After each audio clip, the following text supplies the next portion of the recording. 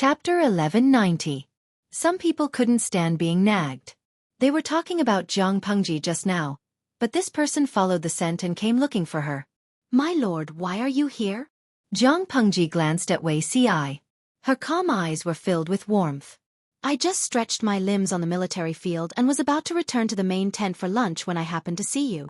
Upon hearing this, Li Yun immediately found an excuse to slip away, leaving the space for Jiang Pengji and Wei Ci to avoid being the third wheel. Hanmei is getting more and more cunning. Back then, Hanmei was one of the few honest people among us. Jiang Pengji laughed involuntarily. Was she that scary? Wei Ci curled his lips into a faint smile. Li Yun's reaction was beyond his expectations, which inexplicably brightened his mood. In front of others, Wei Ci always hid his emotions in the bottom of his heart, using a gentle mask to conceal his true emotions. In front of Jiang Pengji, he rarely deliberately concealed it. Well, the most important thing was that it was useless to conceal it. She could see through it. "Zixiao, are you in a good mood?"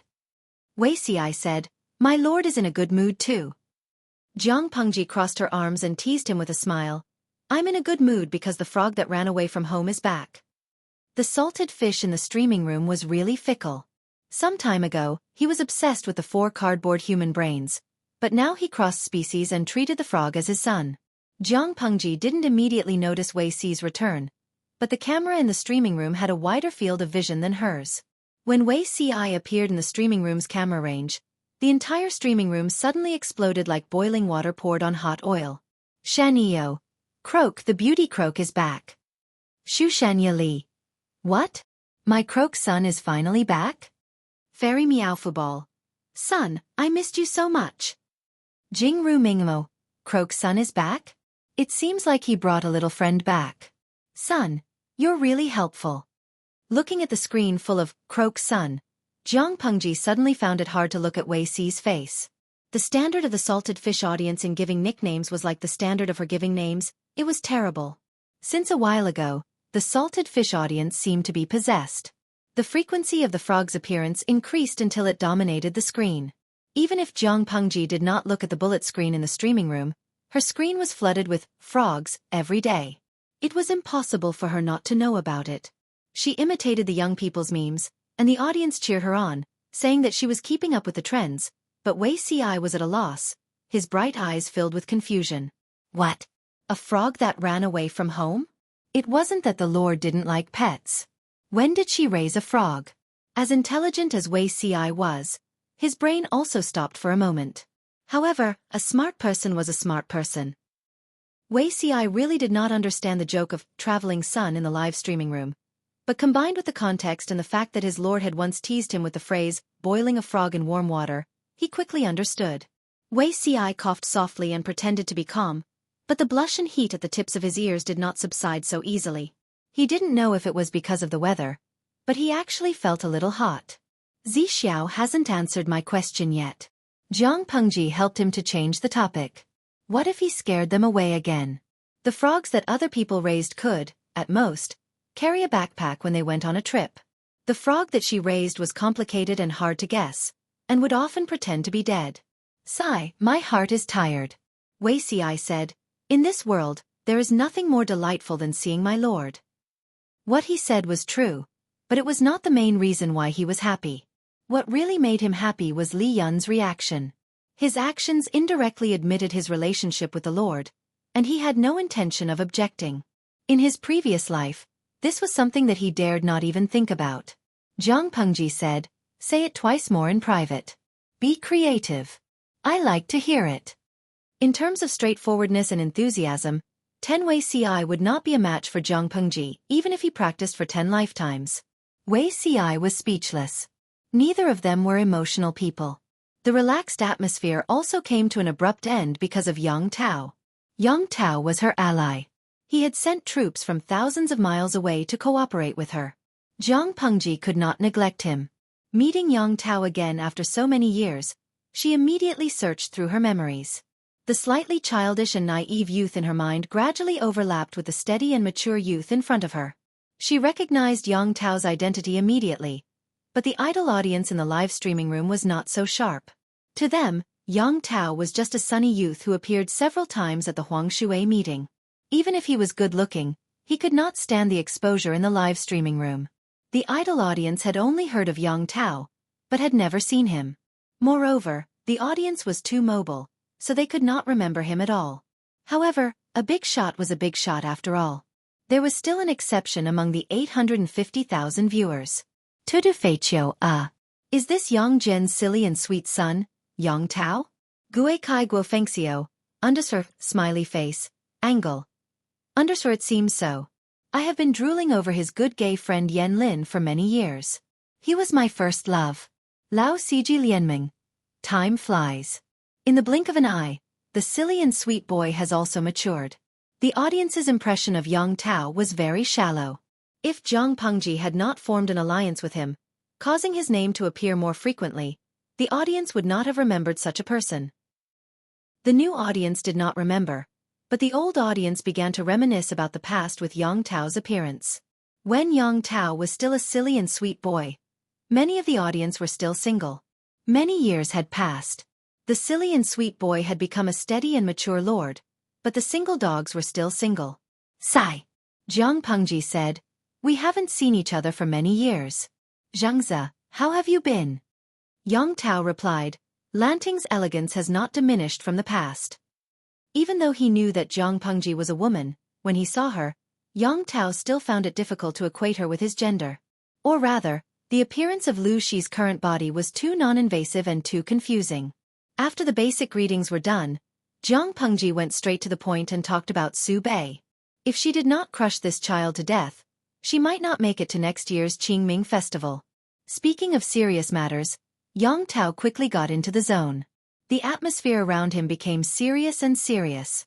Of course, these 4 words were not relevant to the idol audience. Apart from a few provocative comments, the majority of the bullet screen was idle chatter and ridicule. Q Fangpai. Speaking of which, it's strange. Our streamer is not ugly. Why is it that after so many years, only one peach blossom has bloomed? According to the usual pattern, shouldn't she use her personal charm to conquer the various lords?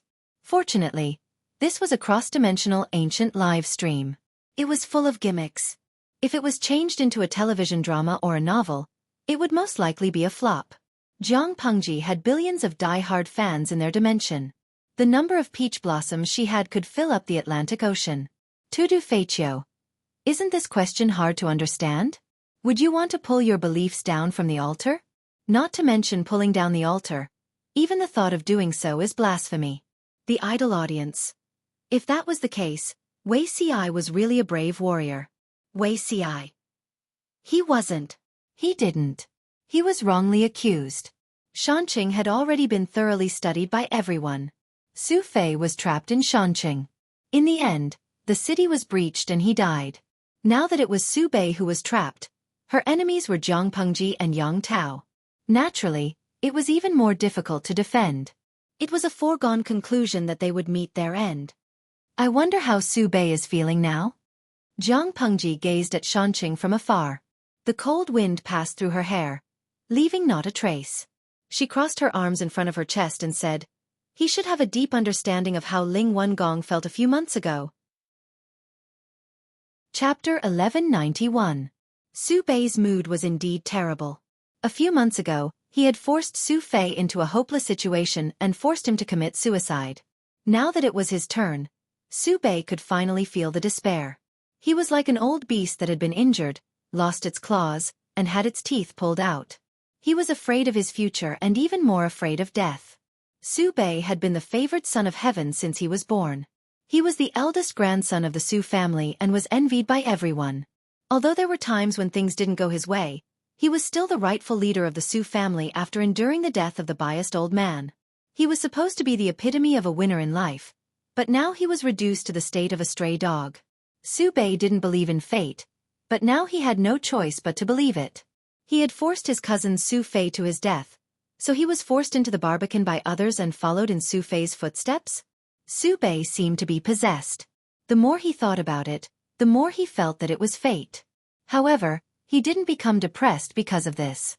Instead, he became more irritable and easily angered. Many of the servants who served him were beaten up. Looking at Su Bei's current state, Han Yu couldn't equate this madman, who couldn't withstand setbacks, with the gentle, modest, and ambitious youth he once was. It was as if that youth was just a figment of Han Yu's imagination. This made Han Yu extremely disappointed. Han Yu and Cheng Sun couldn't persuade Su Bei. As his brother-in-law, Xueqi also tried to persuade him, but to no avail. Right now, Su Bei was already stuck in a dead end. Apart from himself, no one else could help him. Han Yu sighed softly. His gentle eyebrows were tinged with worry, but he quickly adjusted and maintained his usual expression. Commandant Xia, have the troops in the city been accounted for? Su Bei had given up, but Han Yu couldn't slack off. He had to be responsible for the soldiers in the city. Xueqi replied, "They have been accounted for. However, everyone's morale is low and they are afraid of battle. Even though we killed a few deserters as a warning to others, it didn't have much effect. The enemy generals are still challenging us all day long, clamoring to instigate the soldiers to rebel. Now there are more and more deserters." Xueqi wouldn't have had such a headache if they had attacked the city. However, the enemy deliberately made fun of them. They didn't attack the city and instead held a strange-looking horn and shouted at the city gate. He didn't know what these people ate to grow up, but their voices were so loud that it was impossible for Xueqi not to hear them from the top of the wall. In fact, although the voices of the soldiers responsible for shouting provocations were loud, they were not loud to this extent. Jiang Pengji had created a megaphone a long time ago. The thin copper sheet was in the shape of a cone, with a circular opening at the top. Although the design was simple and crude, its ability to transmit sound was not weak. If it was used to shout in front of a battle, the effect would be even better. Wasn't it coming in handy now? The first is to attack conspiracies, the second is to attack friends, the third is to attack soldiers, and the third is to attack a city. Attacking the heart is the top priority. Attacking the city is the bottom priority. Fighting the heart is the top priority. Fighting the army is the bottom priority. It wasn't that Jiang Pengji hadn't thought of attacking the city, but a centipede would not fall down even if it died. Su Bei's remaining troops weren't dough balls, and they weren't something that others could knead as they pleased. If they were to forcefully attack the city, Jiang Pengji and Yang Tao would have to dig out a piece of flesh and bleed a little in order to take down the Barbican city.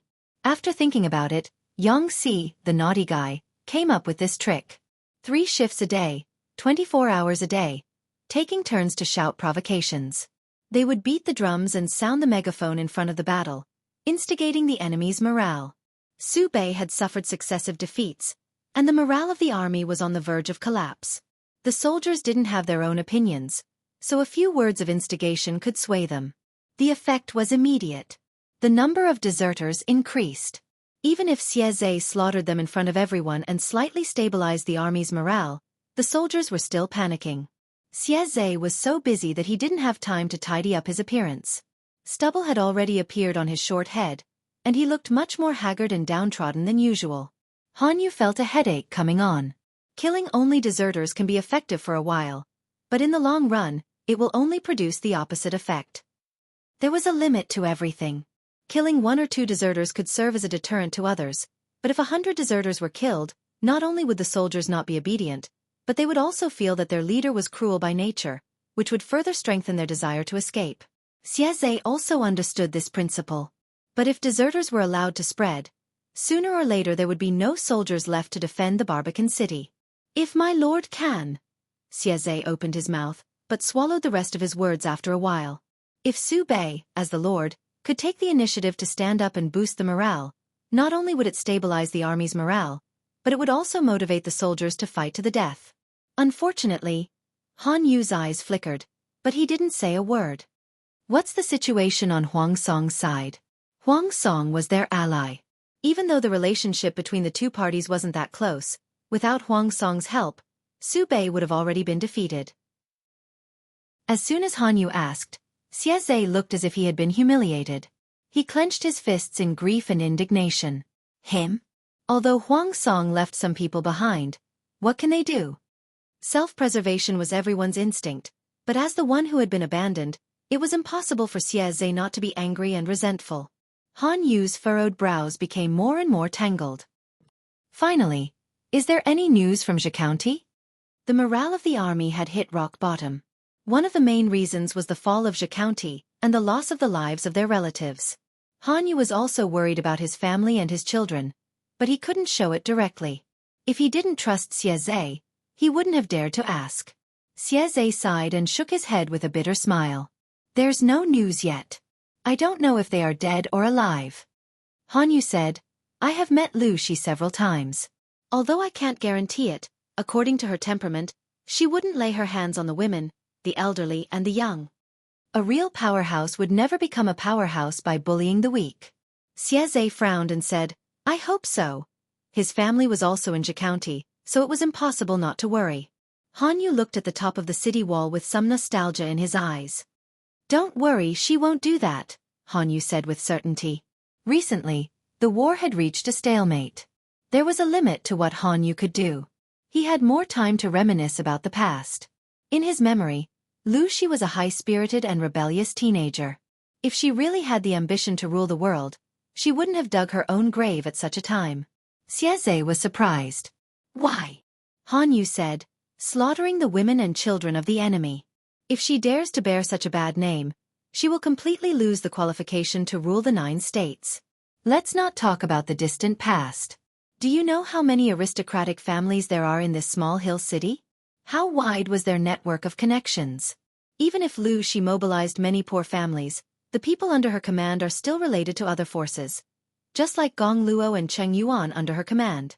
By doing so, she not only cut off her own path of retreat and destroyed the foundation that she had built for years, but at the same time, she also buried a fatal hidden danger for herself. Conquering the world was never a game for one person, and it wasn't a game to kill all at once. Jiang Pengji wanted to absorb Su Bei's power and territory to strengthen herself, so she couldn't offend everyone. Xueqi took a deep breath. He looked around and suddenly asked a very rebellious question. Military counselor, if Hill City falls and the Lord is unlucky, then you die, surrender, or live in seclusion? Chapter 1192. Han Yu didn't answer him directly. Instead he said, knowing the way in the morning, one can die in the evening. Xueqi asked, what is the way of the military counselor? Is it the Lord?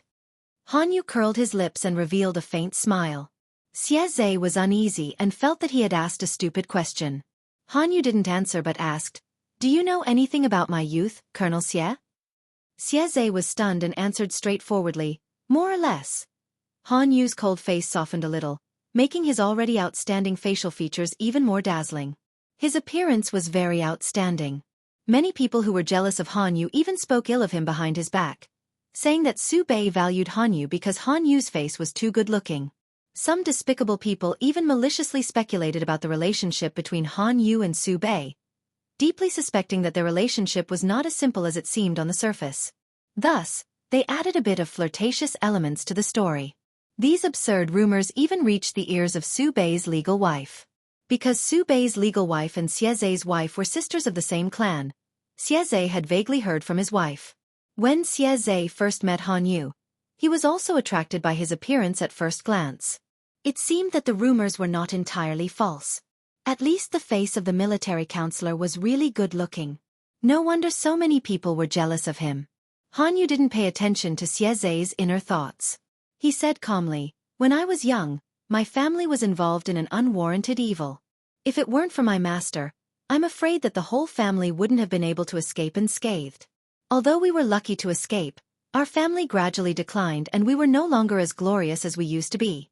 Everyone in the world follows the red and white, flatters the strong and belittles the weak. There are many people who despise the law because of their family background. The world is chaotic, and justice is lost. I often doubt myself, whether what I'm doing is right. Perhaps everyone has such a confused period of time. Han Yu, who was intelligent and thoughtful since he was young, was no exception. He had a lot of doubts in his heart and couldn't find a way out even after thinking about it for a few times. Finally, he asked his master, Master Yuan Jing. The sage once said that if one hears the way in the morning, one can die in the evening. So, does Wenbin have his own way? Master Yuan Jing said, Zixiao's Tao is to cleanse the universe and bring order to the chaotic world. Yumo's Tao is to follow the will of the heavens and support the orthodoxy. Shaoyin's Tao is to unify the world and unite the nobility. When people have their own Tao, they will know the meaning of their birth, and they will know how to walk and what to do. Han Yu asked a presumptuous question. What is Master's Tao? Students everywhere, Master Yuanjing said with a smile. Han Yu said, Master has reached perfection.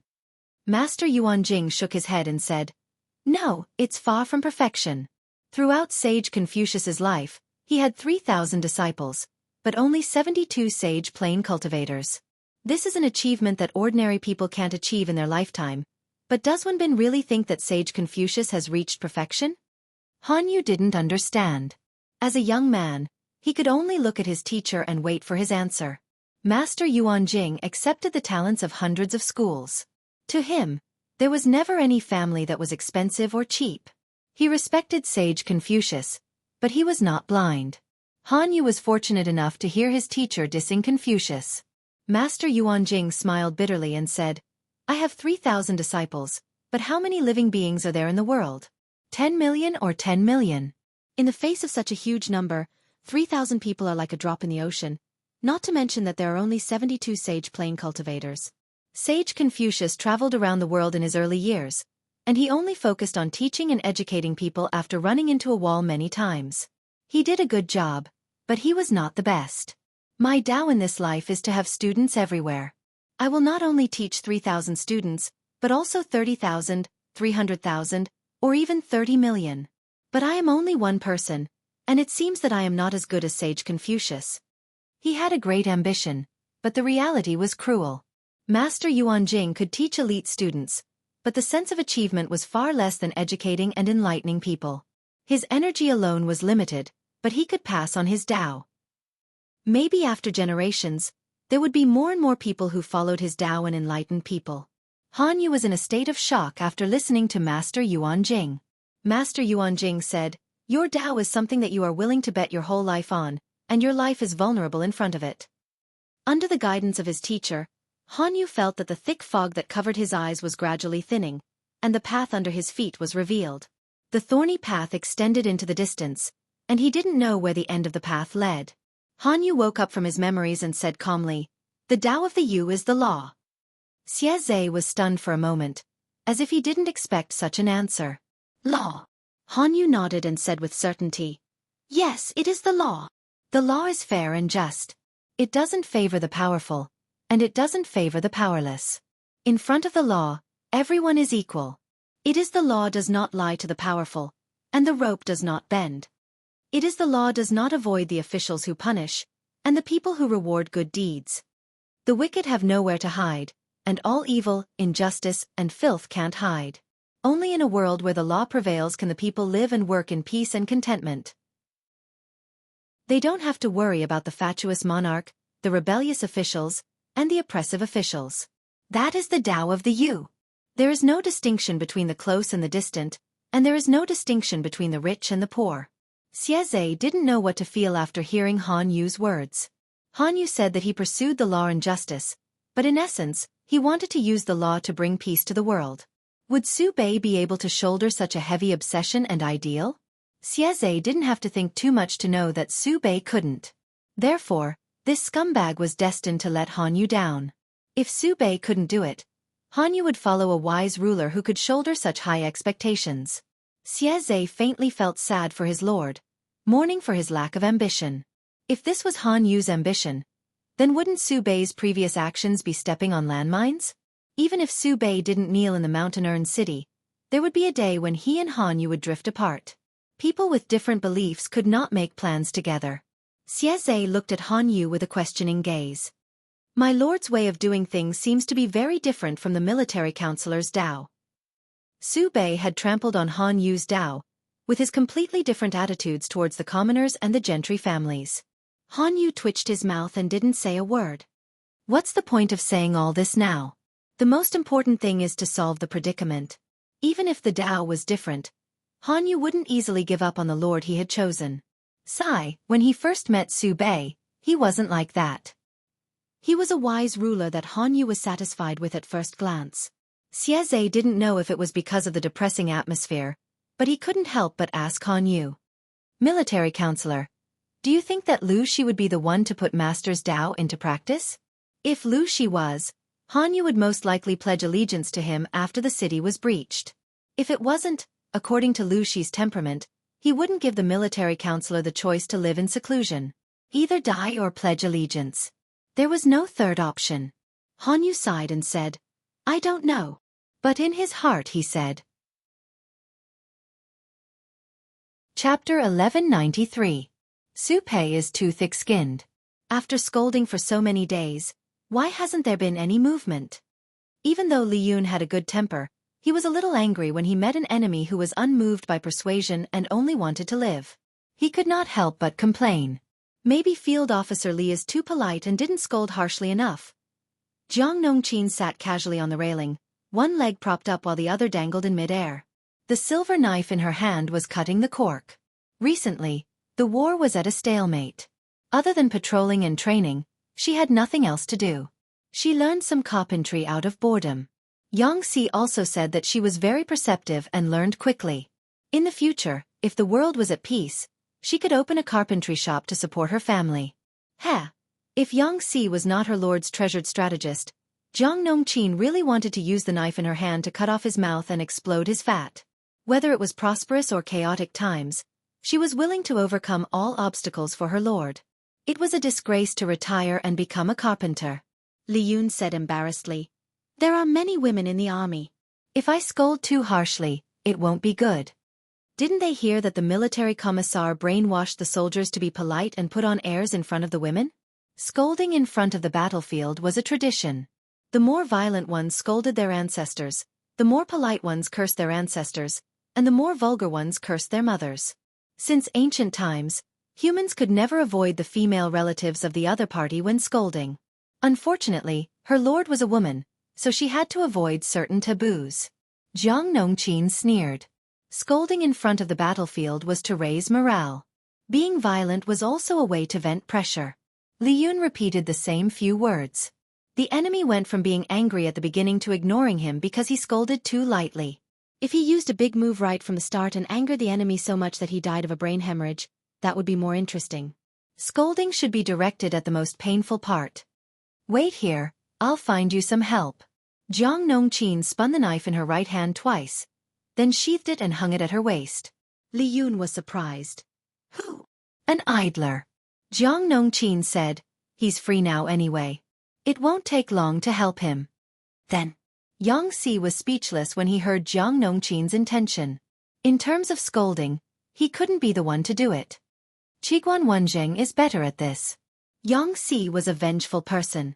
Qiguan Rang had almost sent him to the Western Paradise with a written order, but he still remembered it now. Even though he would not seek revenge, he would still occasionally bring up Qiguan Rang to defame him. Jiang Nongqin said, Military Counselor Qiguan is not in the camp now. He's defending the rear. How would he have the time to write this? Yang Si. Qiguan Rang was a busy man, and he was a freeloader? Yang Si still wanted to struggle. He was a scholar, how could he rudely spit at others? He continued, Now that the Lord is attacking from the encirclement, she's slowly destroying the morale of Su Bei's forces. According to the scouts' reports, the number of deserters is increasing and their morale is declining day by day. If we provoke them too much now, it might even stimulate their determination to fight to the death. Jiang Nongqin said coldly, The longer the army besieges us, the more food we consume. These rations had been painstakingly saved up by the commoners. How could the lowly lives of Su Bei and the others compare to these precious rations? If they really have the courage to break out of the city and fight us head-on, why would the army be afraid to fight? Of course it would be to defeat the enemy. In this way, we can save time and have more time for the soldiers to recuperate. Roar, after not seeing her for a few days, she had become glib. Yang Si's expression became awkward. He averted his gaze, not daring to look directly at Jiang Nongqin. He wanted to ignore Jiang Nongqin. As long as he left her hanging for a long time, she would naturally retreat in shame. After all, a lady's skin was not as thick as a man's, not to mention that he was an outstanding man. However, Yang Si still underestimated Jiang Nongqin's patience and perseverance. Like Feng Zhen, his swordsmanship was at the level of a square dance. How could a freshman from a small class compare to Jiang Nongqin? This warrior had thousands of lives on his hands.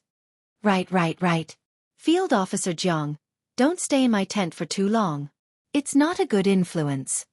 Jiang Nongqin laughed coldly, as if mocking him for overestimating himself.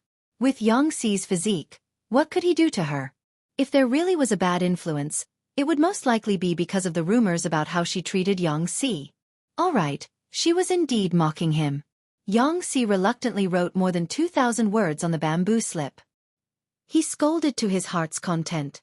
Qiguan Rang was born at the border between Chongzhou and the north borderline. The people there were tough but too straightforward. The declaration also represented the government. No matter how ruthlessly he scolded someone, he had to think twice. Yang Xi was different. He was born in a brothel and was used to the scolding of hooligans and shrews on the streets and alleys. No matter if they were reserved and graceful, straightforward and unrestrained, or vulgar.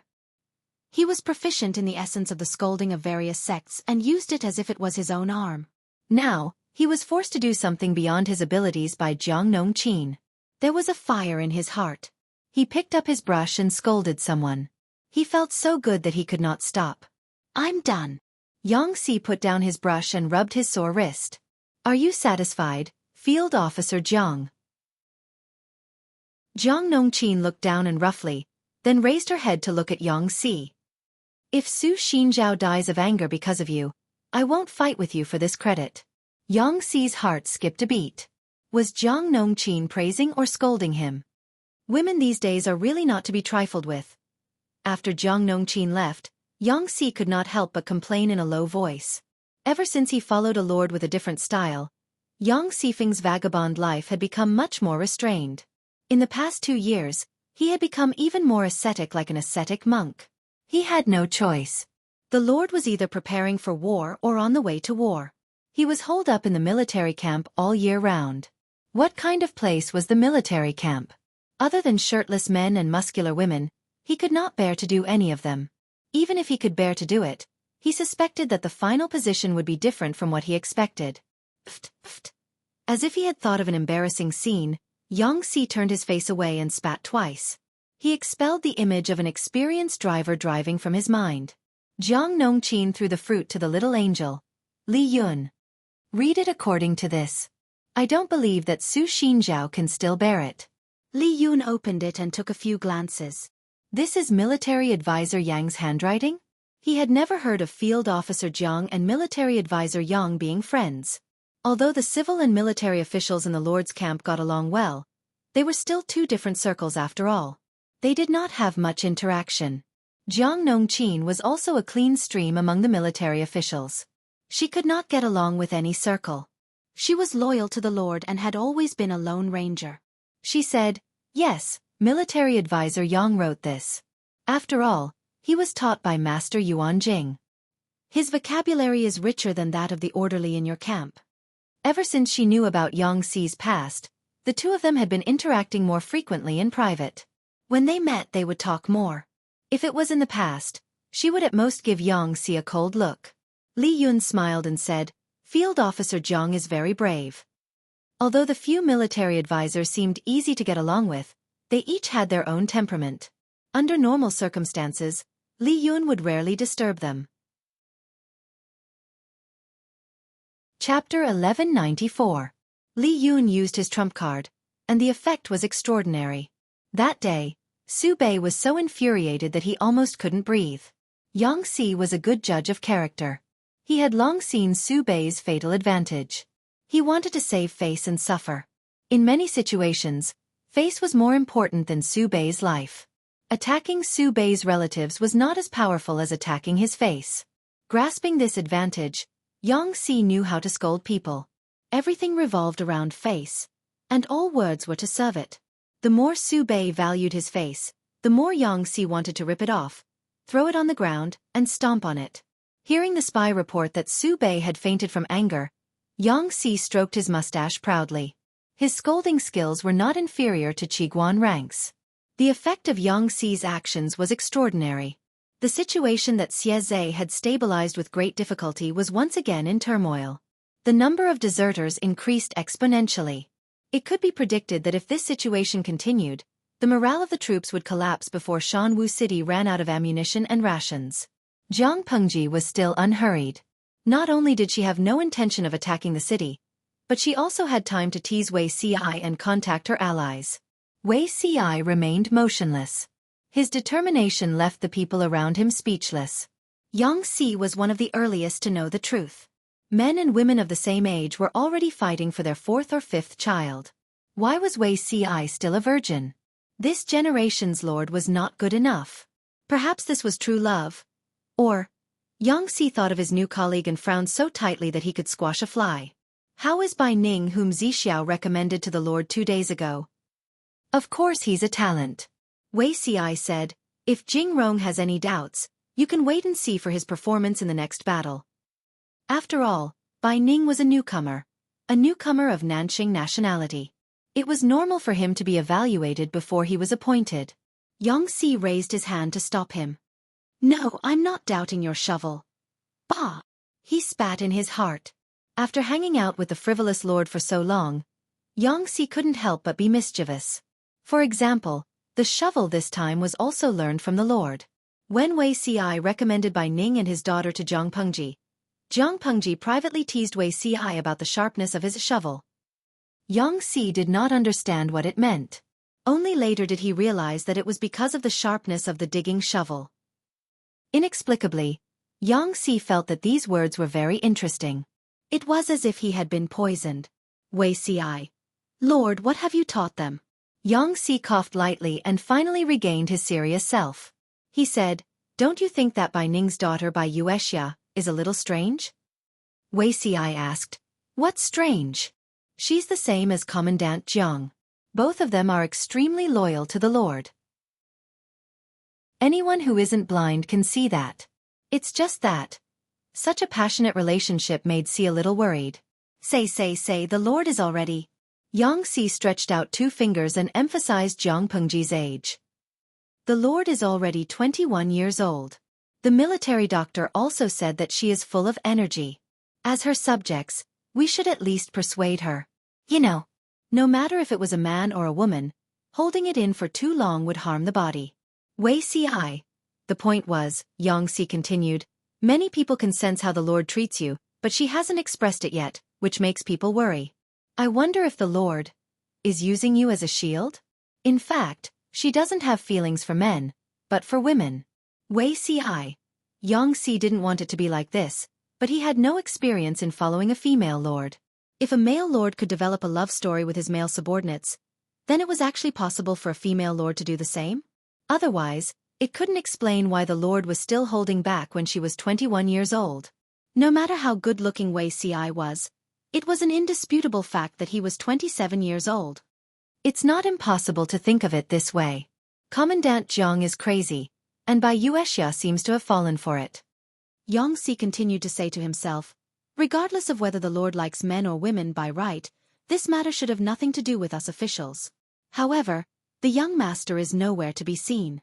If the Lord is obsessed with women and can't extricate himself, won't such a great foundation be destroyed overnight? This matter will have a great impact. After Bai Yuexia appeared, she and the Lord ate and lived together, went in and out together, and the two of them always had endless topics to talk about. His lord had always been tender and protective of the fairer sex. Bai Yuexia suffered a lot because of her ugly appearance, so she could win the lord's love the most. They were so close that Yang Si was so worried that he shaved off his hair. Wei Ci already had a knot in his heart about Bai Yuexia, but Yang Si just had to step on his sore spot. You're thinking too much. The Lord and her are only discussing the attainments of heavenly works. That Bai Yuexia was once taught by the great son of the school of Moism, so she can be considered half a disciple. If her talents can be put to practical use, who knows how many people will benefit in the future? It's only right that the Lord values her.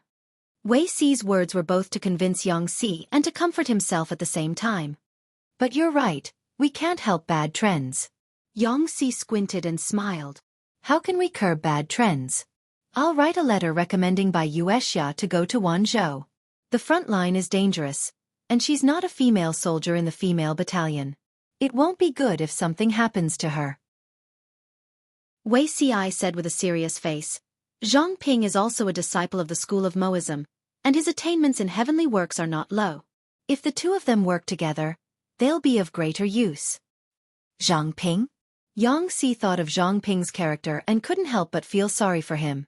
For a black-hearted person like Wei Si, all friendships were empty. Zhang Ping had met the wrong people in his life and made a bad friend who pushed him into the fire pit. Didn't Wei Si's conscience hurt? Yes, he's quite suitable. They're both good-looking and talented. Yang Si sighed. Zhang Ping, the model worker far behind, sneezed. He'd been sneezing for the past few days, and he didn't know who was thinking about him. Yang Si's imagination ran wild, but Bai Yuexia and Jiang Pengji were really innocent. The latter saw that Bai Yuexia was quite intelligent and had an active mind, so she cherished her talent and planned to train her well. Just as the audience in the streaming room said, if the country was built in the future, this girl might be the best candidate for the Minister of Works. The progress of society was gradual. After certain conditions were met, it would naturally enter the next stage. When Jiang Pengji unified the 5 countries in the future, she didn't intend to be special. She still used the imperial system, not because she liked power. How much power could a small farm have? It was only because the imperial system could command power and have the right to guide the development of the entire society. Her will was the will of the entire empire, and no one could defy it. The development of society couldn't be separated from the progress of science and technology. Jiang Pengji didn't think that she could complete the thousands or even tens of thousands of years of human evolution on her own, but she could use the power in her hands to leave the seeds of science and technology in the world and protect them to grow and germinate. As long as they saw the benefits of science and technology and enjoyed the value it created, no class could ignore its appeal. Even without Jiang Pengji's protection, it could still have the soil to survive. Bai Yuexiao in front of her and Zhang Ping in Wanzhou were all seeds that she carefully cultivated. Thinking of this, Jiang Pengji's gaze became gentler and more intimate. Bai Yuexiao, who was sitting opposite, blushed under her gaze and her heart beat faster. If the Lord was a man, all the women in the world would fall for her. Bai Yuexiao took a sip of the tea that Jiang Pengji brewed and felt her whole body full of strength and vitality. Before seeing her idol, Bai Yuexiao was perturbed and flustered. She was afraid that Jiang Pengji would despise her appearance, and at the same time, she was worried that the real Jiang Pengji couldn't compare to the virtual image in her mind. If that was the case, wouldn't she be disillusioned? It turned out that the real Lord was better than the her she imagined. She was so good that Bai Yuexiao didn't dare to imagine. She was obsessed with the celestial machines, and many thoughts could only be bottled up in her heart. But in front of the Lord, she didn't have such concerns. She could talk freely about her ambitions and thoughts. Chapter 1195. Compared to Jiang Pengji's smooth sailing, Su Bei's situation was far from optimistic. The immoral Yang Si could only blame himself for being too vicious. Every word he uttered threw Su Bei's dignity to the ground and trampled on him mercilessly. Su Bei had never been a broad-minded or open-minded person. On the contrary, he was meticulous and sensitive. He would think of all sorts of things at the slightest sign of trouble.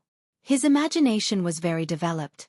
There were advantages and disadvantages to such a personality. In the current situation, the disadvantages far outweighed the advantages. Because he was meticulous and sensitive, Su Bei liked to get into a dead end. Once he got in, he couldn't get out. Yang Si fanned the flames from behind. Every day, he ordered the orderly to use a specially made bronze loudspeaker to shout curses outside the mountain-urn city. His voice could pass through the city walls and float into the city. Su Bei's morale was high. From his initial rage to his subsequent illness, he was bedridden. Yang Si, this fellow, had contributed greatly. If this was how despicable Yang Si was, then he had overestimated his bottom line. This guy had even more despicable tricks up his sleeve. A normal scolding could no longer satisfy his restless heart. He searched for talents in the army and finally found a guy who had been a ventriloquist in his previous life. Yang Si made him perform a ventriloquist performance in front of the Barbican in the middle of the night. He even made 100 people cooperate with him. The guards of the Barbican were speechless. I have a curse that I must shout in Yang Si's ear. After repeated torment, they were already exhausted.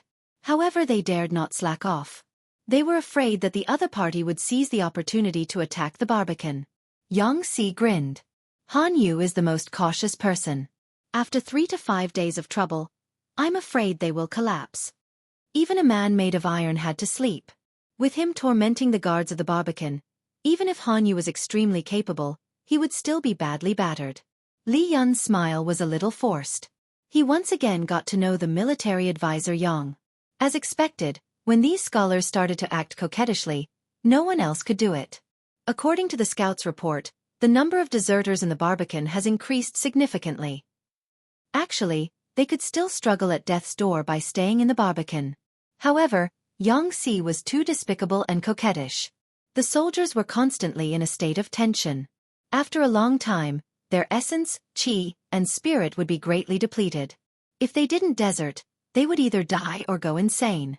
Yang Si snorted softly and said, "If Su Bei wasn't such a hypocrite, how could he have succeeded so easily?" As the saying goes, men are afraid of entering the wrong profession, and women are afraid of marrying the wrong man.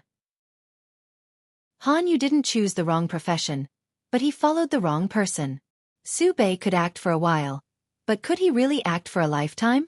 Obviously, he couldn't. Speaking of Han Yu, Yang Si felt it was a pity that he trusted the wrong person more than once. Many people could only share the hardships and not the joys. Su Bei was a typical example. When he was still a nobody, he worked hard to set up his image and coaxed Han Yu to help him. When he was at his peak, he revealed his fox's tail. He had already succeeded in suppressing Su Fei step by step, so he didn't need to disguise himself and put in the effort to create a public persona. Su Bei's behavior was the exact opposite of Han Yu's Dao. How could the two of them not be estranged? Yang Si understood Han Yu.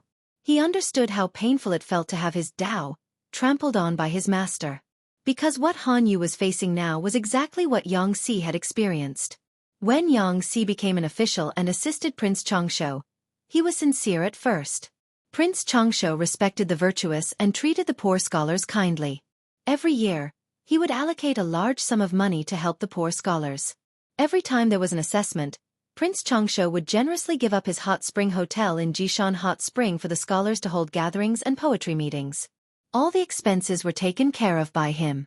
He had also built quite a number of tea houses, specially opened up a place for the students to display their talents, and provided books for the students to read.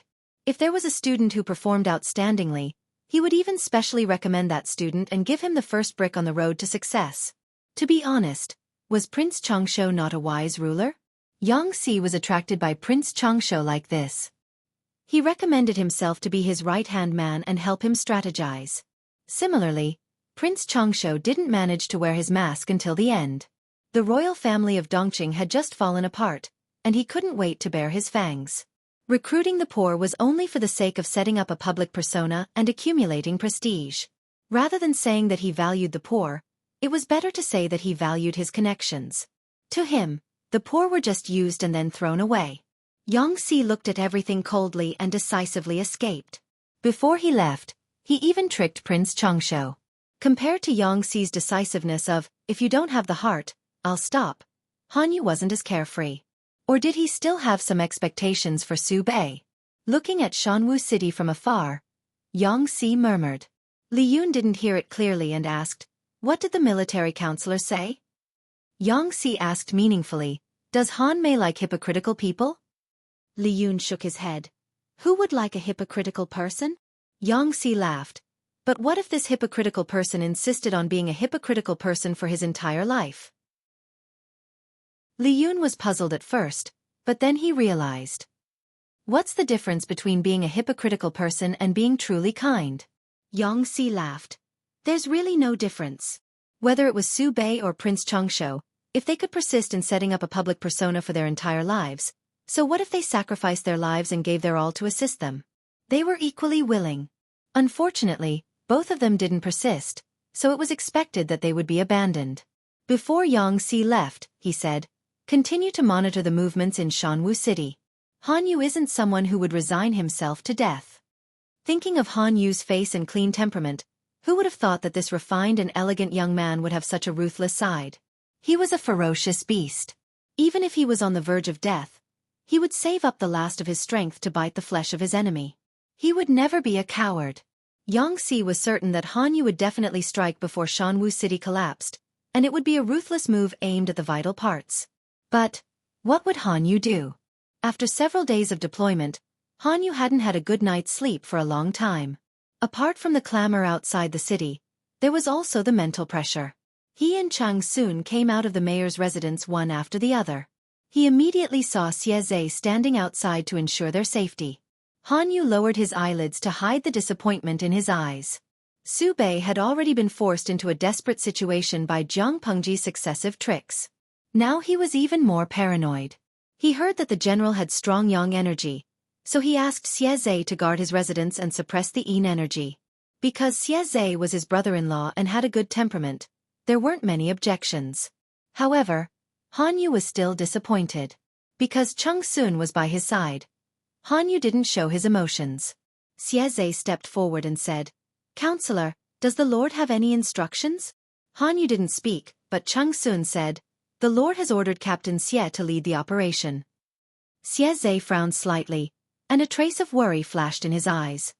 "It is my honor that the Lord is willing to entrust me with such an important task. I will not let the Lord down." Chung Sun had other matters to attend to, so he left first. Xueqi walked Han Yu to the door and turned to look at the door. "If anything happens to me and the Lord is able to solve the current predicament, I would like to ask the counselor to take care of the old and young in my family." Xueqi lowered his voice and looked at Han Yu sincerely.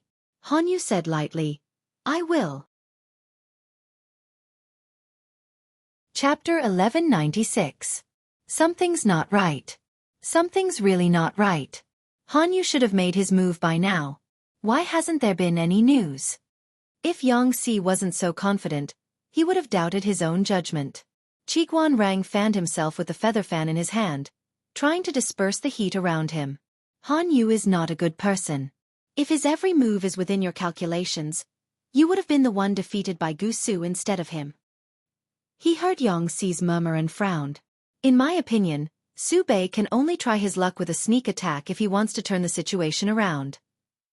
Yang Si replied, "The troops in Shanwu City are all under our surveillance. Where would he deploy his troops for a sneak attack?" Yang Si sent his troops to besiege Shanwu City and keep an eye on it 24 hours a day. Any movement in the city couldn't escape the eyes of the scouts. To put it bluntly, they had already figured out the strength of the enemy. How could a group of dispirited soldiers turn the situation around with a sneak attack? He couldn't figure it out. The premise of a successful sneak attack was that the information of the enemy was not equal. Yang Si had figured out the movements of the enemy. If they dared to sneak attack, they would be sending themselves to their deaths. However, how could Han Yu not see through this? Yang Si replied, "I hate this kind of person. I feel like he's my nemesis." Qiguan Rang's expression turned serious. He agreed with Yang Si's judgment of Han Yu. He was not a coward who would resign himself to death, but he couldn't figure out Han Yu's thoughts. No matter what, it's always good to be prepared. Qiguan Rang said coldly, "Order the soldiers to strengthen their night patrols and don't let go of any suspicious characters. At the same time, send people to keep an eye on the movements of Shanwu City to prevent Su Bei from playing any tricks." Su Bei was the leader of the enemy. Letting him go was like letting a tiger return to the mountain or a dragon return to the sea. Yang Si replied, "Coping with the changes by remaining unchanged? That's a good idea. We can't figure out Han Yu's movements." Listening to their conversation, Jiang Nongqin was a little confused. The defeat of Shanwu City is set in stone. Does Han Yu still want to struggle? Just look at Su Bei's face and you can tell that he's a short-lived man. Yang Si smiled helplessly and said, "Even ants live without purpose, let alone humans. You can't give up just because you're at a disadvantage. History tells us that there are many examples of the weak winning against the strong. If he worked hard he might win." Jiang Nongqin said, "I heard from the two military counselors that Han Yu seems to be a talent." Yang Si said, "He's one of Master Yuanjing's 4 disciples. He's from the same sect as me. His talent is no less than mine. Naturally, he's not simple. He is not as good as you." Jiang Nongqin praised indifferently. Her expressionless face was becoming more and more like their lord. The sudden praise made Yang Si feel flattered. He had worked with Jiang Nongqin for many years, but he had never heard her praise anyone other than the lord. He was the first one. "Officer Jiang, I'm really ashamed of your praise," Yang Si said. "I wonder what's so good about me that Officer Jiang thinks highly of me? Tell him that he will definitely carry this merit forward." Jiang Nongqin raised her eyebrows and her lips curled into an unnoticeable smile. Eyes. Yang Si. He couldn't react for a moment.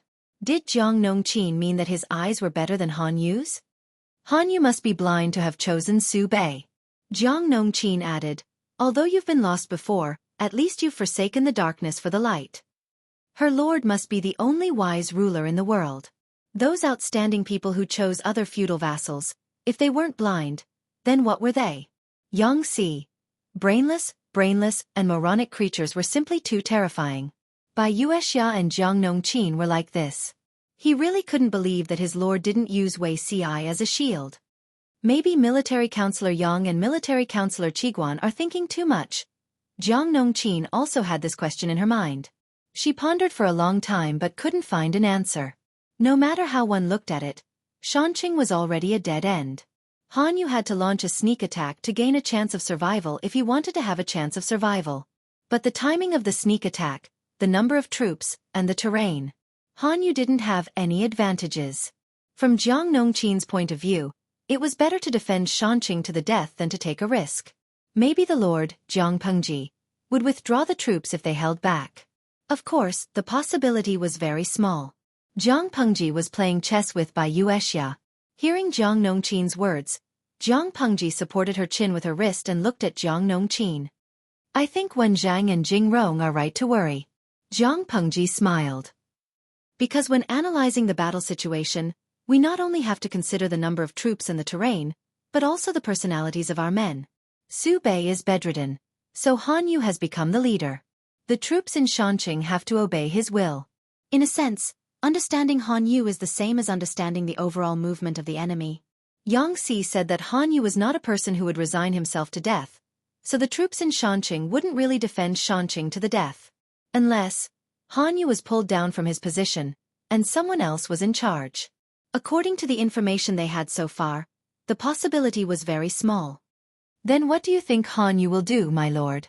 Jiang Pengji stared at the situation on the chessboard and pondered for a while. He is the only one in Su Bei's camp who is good to watch. I'm looking forward to the surprise he will give me.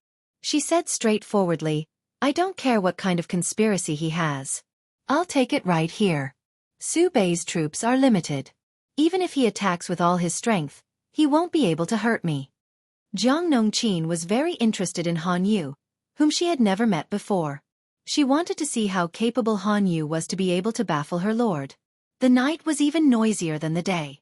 All kinds of small animals ran out and made a lot of noise. For the audience in the streaming room, the nightlife had just begun. For those who worked at sunrise and slept at sunset in ancient times, it was time to sleep. Yang Si was no exception. He washed up and went to bed. There was a bamboo mat under him, and a thin quilt covered his lower abdomen to prevent him from getting cold in the middle of the night. He fell asleep in a daze. Suddenly, he remembered something and sat up straight. Oh no! I forgot about this. Yang Si crawled up and grabbed his clothes. He put on his wooden clogs and walked in big strides while packing his clothes. Qiguan Rang's tent was not far away. Yang Si called out a few times from afar, waking up Qiguan Rang who was about to fall asleep. Yang Jing Rong, what are you doing? Yang Si was disheveled. His pajamas were still exposed. His long hair was scattered over his shoulders and back. He had no manners at all. Si suddenly thought of something. Wenjing, do you have any information collected by the scouts? Time is of the essence. Qiguan Rang glanced at the bastard who disturbed his sleep in the middle of the night. He put on his clothes and got up to look for relevant information for him. Yang Si looked carefully with the light of the oil lamp. His face gradually darkened. What's wrong? Qiguan Rang craned his neck to take a look. Yang Si was looking at the deserters that the scouts had found. Ever since the siege of Mountain Urn City, the number of deserters had increased day by day. Su Bei's power had. Something was wrong. Qiguan Rang put the candlestick on the table with a clang and snatched a few rolls of bamboo slips. Well done. What a good move to cross the sea by deceiving everyone. Were the deserters really deserters?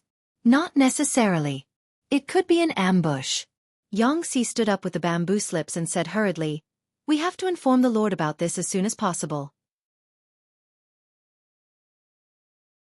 Chapter 1197. What a good Han Wenbin. When did he start plotting this? In his shock, Yangxi took a big step forward and almost stepped on the outer garment that had slipped off his shoulder. If Qiguan Rang had not been kind enough to hold him up, he would have fallen. With great difficulty, he steadied his feet. His eyes widened as he stared at the orange-red flames burning in the central camp. The orange-red firelight was like colorful ink, forcefully and domineeringly spreading out on the black cloth of the night. Qiguan Rang calculated the time in his mind and found out that Han Yu had planned this before Su Pei entered the barbican. In other words, Han Yu advised Su Pei to retreat to the barbican to stabilize the situation. At the same time, he planned the ambush to turn the situation around. The army surrounded the barbican to deplete their morale and increase the number of deserters. The more deserters there were, the lower the morale of the army and the lower the combat power. Unexpectedly, Han Yu took advantage of this. He put on a show to confuse them and asked the soldiers to pretend to be deserters to leave the barbican. The deserters were young and strong. After they left the barbican, most of them became refugees and bandits. A small number of them sought refuge with Zhang Pengji. Of course, they were the deserters of the lowest level. They couldn't meet Zhang Pengji at all. They were recruited as ordinary soldiers. For the sake of safety, these deserters would be put on probation for a while. They wouldn't be allowed to go to the battlefield. The most they could do was to do some trivial things in the rear, such as washing clothes, setting up camp, and carrying weapons. They wouldn't be allowed to touch things like water and grains. Even so, Yangxi and the others still fell into the trap and Han Yu achieved his goal. The deserters behaved themselves. They only worked in a certain area and didn't show any flaws. When the signal was given, they gathered together and robbed the enemy's weapons, which caught the enemy off guard. The number of deserters who surrendered to Han Yu was not large, but it was not small either. Their sudden attack gave Han Yu the upper hand. Xueqi pretended to be a deserter early in the morning and successfully met with the bandits and refugees outside the barbican. He acted according to Han Yu's plan. He was worried about the lack of weapons, grains, and horses. He didn't expect that Han Yu had already prepared them. At this moment, Xueqi vaguely understood why Han Yu insisted on defending the barbican and refused to fight no matter how the enemy cursed him. It wasn't that Han Yu didn't want to fight, it was that he had moved some of the supplies outside the city, so the supplies inside the city weren't enough to fight the enemy head-on. In order not to arouse the enemy's suspicion, Han Yu took great pains. Thinking of this, Xueqi did not know whether he should admire this military advisor or fear him. Success or failure depends on this. Xueqi put on his armor and picked up his weapon. He gathered his troops and prepared to set off. Following Han Yu's arrangement, the operation went smoothly. Although the enemy's defense was tight, the sudden sneak attack still tore a hole in their defense line. He ordered his soldiers to burn down the tents and create chaos. At the same time, he charged towards the main tent of the central army. Just as they were about to fall asleep, many people were woken up by the loud horn as soon as they fell asleep. The enemy came in a menacing manner, and the hastily constructed defense could not stop them at all. The enemy actually broke through the layers of defense and arrived at the main camp. The flames of war spread rapidly. At this hour, Li Yun was still awake. When the sneak attack happened, Li Yun was patrolling on the other side of the camp. When he heard that there was an enemy sneak attack, he hurried over. Enemy attack. When Li Yun arrived, he saw that his lord's tent was ablaze. The rest of the camp was also engulfed in a sea of flames. The battle cries of both the enemy and his allies soared to the sky. Looking at the fire on three sides of the main camp, the enemy had at least 10,000 people. In the chaos of war, no one knew where they popped out from. There were 10,000 people. The army was guarding the barbican tightly. How could these soldiers avoid the scouts' eyes and ears and sneak attack the main camp? Li Yun immediately saw Xueqi, who was raising his spear to kill. I will deal with this person. All of you quickly go and find the Lord. Do not disobey. The soldiers said. Yes. If anything happened to the Lord, they could atone for their sins with their lives. Li Yun's expression was as cold as ice. He suddenly tightened his grip on the white belly of his warhorse and rushed over with his spear. With a clang, the two spears collided, making a sound that made people's teeth ache. Li Yun skillfully pushed away Xueqi's attack with his wrist and blocked his killer move, saving one of his soldiers. Xueqi? It's actually you. Li Yun snorted coldly.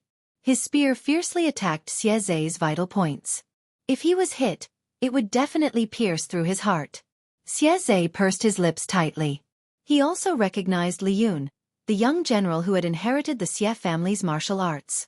Due to the urgency of the war, Xueqi had not had the time to ask for instructions from his family. Li Yun's face was illuminated by the orange-red flames, softening the sharpness of his aura. With just one glance, a portrait hanging in his father's study flashed across Xueqi's mind. The man in the portrait was dressed in a black Confucian robe. He was dignified and elegant, but did not lose his heroic spirit.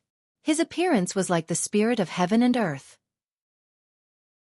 This man was 50 to 60% similar to the Li Yun in front of him. In a flash, Xueqi remembered the man's identity. He was the eldest son of the Xie family's first line of descent, Xie Qian. If Xie Qian had not met with misfortune, Xueqi's father would not have been able to obtain the position of master. Speaking of which, Xie Qian had been dead for more than 20 years. He was the only direct descendant of the Xie family, who had not been heard of before the incident. The Li Yun in front of him matched his age and looked so similar to Xie Qian. Could it be? What was the relationship between the two of them? Even though he was full of questions, Xueqi did not speak. The moves in his hands became fiercer and more lethal. Li Yun was not to be outdone. He raised his spear and stabbed at his opponent. Blood relationship, my ass. In troubled times, one had no choice. The two of them had different standpoints. It was a matter of life and death. How could there be any consideration of feelings? Xueqi's side did not have many men. He already had the advantage of surprise. Once the fight dragged on, his situation would not be good. Seeing this, Li Yun immediately switched from offense to defense. He stuck to Xueqi like a sticky candy, pestering him until he had no time to care about anything else. Xueqi was well aware of his situation. He did not care about the bloody hole Li Yun had created on his body. He simply used the method of exchanging injury for injury. His and Li Yun's martial arts skills were on par. If they really fought with their lives on the line, it was hard to tell who would win. The stubborn were afraid of the unreasonable. The unreasonable were afraid of the reckless. Xueqi was determined not to care about his life. Li Yun was in a dangerous situation. Fortunately, this was Li Yun's home ground. Xueqi could not kill him without interference. Not long after, Xueqi was covered in wounds. Bright red blood flowed from his wounds. You are quite calm. Are you not afraid that Lu Shi will be buried in the sea of fire? Once Lu Shi dies, how can you lowly insects trap the flood dragon? Xueqi asked in a hoarse voice as he panted heavily. If it was not for Li Yun's excellent hearing, he would not have been able to hear such a chaotic scene. Who did you say would be buried in the sea of fire? Zhang Pengji's voice traveled into their ears. Chapter 1198. My lord. Li Yun looked in the direction of the voice in surprise, only to see Zhang Pengji in plain white pajamas with a large but elegant cloak draped over her shoulders. Her brows were much softer than they were in the day. Her black hair draped over her shoulders and her pajamas were stained with sticky red blood. She looked like a beautiful Rakshasa. She held a black scabbard in her left hand and a long sword with a narrow, straight, and shiny blade in her right hand. Blood was still dripping from the blade. The faint cloud patterns on the blade were flowing with blood. It made one's breath tighten for no reason. Li Yun had just called out Zhang Pengji's identity and immediately cursed under his breath. Sure enough, Xueqi ignored his injuries and quickly stabbed his spear at Zhang Pengji. The silver-white body of the spear drew a dazzling light in the air. Xueqi's spear skills were outstanding. He used his strength to deflect the soldiers in front of Zhang Pengji and aimed the tip of the spear between her eyebrows. Li Yun followed closely, but Xueqi's explosive strength was astonishing. He completely disregarded his own life. Even a stab from the spear did not make him pause. Everything happened in a flash, so fast that the bystanders could not react. Zhang Pengji was not in a hurry. Her calm eyes did not stir a single ripple. She flipped her long sword and used the scabbard to block Xueqi's all-out attack.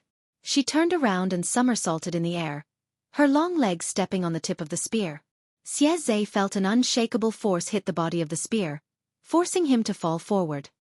Hanmei, what are you panicking for? Zhang Pengji snorted but did not loosen her foot. Xueqi's arm was under the spear due to the way he was holding the spear and falling. Zhang Pengji was stepping on the spear, so he could not move. Of course, the people around him did not give him a chance to fight back. In the blink of an eye, several long swords were pressed against his neck. Li Yun was pale from the scene just now. He quickly put away his spear and asked for forgiveness. I don't blame you. Get up. Instead of asking for forgiveness here, why not kill a few more enemies and make up for your mistakes? Zhang Pengji looked down at Xueqi, who was covered in blood. Her eyes seemed to flash with a hint of blood. But her expression was too calm. The bystanders could not read her mind. Ordinary people could not read it, but Wei Ci could. He rushed over, panting. By the time he arrived, the soldiers had already tied Xueqi's hands behind his back and tied him up. Master. Wei Ci's cheeks were very, very red. His ears were bloodshot and they were so red that they were translucent. It's so chaotic outside. Why aren't you waiting in your tent? Zhang Pengji sheathed the god-slaying sword and looked at Wei Ci disapprovingly. The enemy attacked the camp and the situation was chaotic. Even she could not guarantee Wei Ci's safety. Wei Ci said, when the Lord is in danger, how can I hide? Turtle? Zhang Pengji seemed to have thought of something. She snorted and chuckled. You sound so righteous now. Wei Ci could not help but look embarrassed. Before anyone could react, Zhang Pengji said to the soldier, look after this person. Don't let him die. Li Yun replied. Here. As he left, Li Yun suddenly thought of something. He could not help but turn his head to look at his lord and Wei Ci's attire. What was that? Why did the cloak on his lord's shoulders match Zixiao's attire? Was it a set? The thought flashed by. The battle around him pulled his attention back. Li Yun did not continue to think about it. The night attack was huge. It did cause Zhang Pengji a lot of losses, but it was not a serious blow. More than 2 hours passed. The enemy soldiers were dead, injured, and captured. Zhang Pengji sat in the temporary main tent and listened to the post-battle report. She had already changed out of that blood-stained cloak. Everyone present was a shrewd person. If she had worn that cloak just now, everyone would know that their lord had shamelessly attacked Wei Ci in the middle of the night and failed. It would be too embarrassing. As the lord, she could not meet people in her sleeping clothes. To be honest, if Han Yu's night attack was not so timely, Wei Ci might have been killed by her. Zhang Pengji's mood was shrouded in dark clouds. The atmosphere in the tent was oppressive and heavy. Where did this group of sneak attack soldiers come from? Jiang Nongqin did not have a night patrol mission today, so she rested early. The enemy suddenly attacked at night. She did not have time to put on her armor. She picked up her weapon and killed the enemy. Her eyes were bloodshot in the chaotic battle. This is a trap prepared by Han Yu early in the morning. I'm afraid he started the plan as soon as he entered the Barbican, Yangxi said. I sent people to torture the captives. The conclusion we got also confirmed this speculation. Han Yu ordered the elites to pretend to be deserters to avoid the scouts and lower the alertness of our army. As the two armies were in a stalemate, the number of deserters gradually increased. The number was not too small, but not too large either. It was all within Yangxi and the others' expectations. Because of this, the people did not look at the deserters suspiciously at first. Sneak attack the main camp of the main army. What a beautiful plan! If the Lord was not in the main camp and had superb martial arts skills, Han Yu's plan might have succeeded. Jiang Nongqin snorted coldly and said darkly, if anything happens to the Lord, I must cut that traitor Han's throat with my own hands. Yangxi shivered involuntarily when he heard her icy voice. He did not dare to doubt the truth of Jiang Nongqin's words. Zhang Pengji sat on the seat of honor and said, it's a good thing that Han Yu's soldiers are in danger, because he has shown his last bargaining chip. There were tens of thousands of soldiers ambushing the camp that night. All the elites had been sent out, which meant that the defense inside the Barbican was very weak. Everyone take a break. Zhang Pengji sneered. Break the Barbican at daybreak. Everyone said, yes. There were still more than 2 hours before daybreak. Zhang Pengji asked them to go back to sleep so that they could recover their energy before attacking the Barbican. However, these people had just gone through a tangled battle. Every one of them seemed to be on steroids. How could they sleep? In the night attack, The newcomer by Ning showed the demeanor of an experienced general. If it were not for his timely response to organize the defense and counterattack, the casualties of our army would have been even greater. This made others more certain of Wei Si's shovel. Indeed, when the shovel was used, all the people were talented. Just now. Was the Lord wearing your clothes? Bai Ning moved closer to Wei Si and asked in a low voice. Wei Si staggered and almost fell on the ground. He denied it decisively. It was dark. You must have seen wrongly. Bai Ning curled his lips and snorted in disdain. He was not the only one with a discerning eye. No one else raised any objections. It was obvious that the person beside him had an affair with his lord. Bai Ning said meaningfully, "You have to work hard." Although he was a newcomer, his lord was close to his daughter's age. Bai Ning could not help but put himself in the role of an old father. He secretly worried about his lord's next generation. Which of the feudal lords in the world would still have a child at their age? Without the young lord, they would not feel at ease. Wei Si was speechless. The army was ready to go, waiting for the first ray of sunlight to arrive. The atmosphere in the Barbican was so heavy that it could drip water. Han Yu had not slept the whole night with his eyes wide open. Standing on top of the wall, he saw the enemy's camp burning in the distance. His heart was in his throat. Did they succeed? Or did they fail? Han Yu's heart was in turmoil, like a piece of fresh meat boiling in a pan of oil. Chapter 1199. Cough, cough, cough.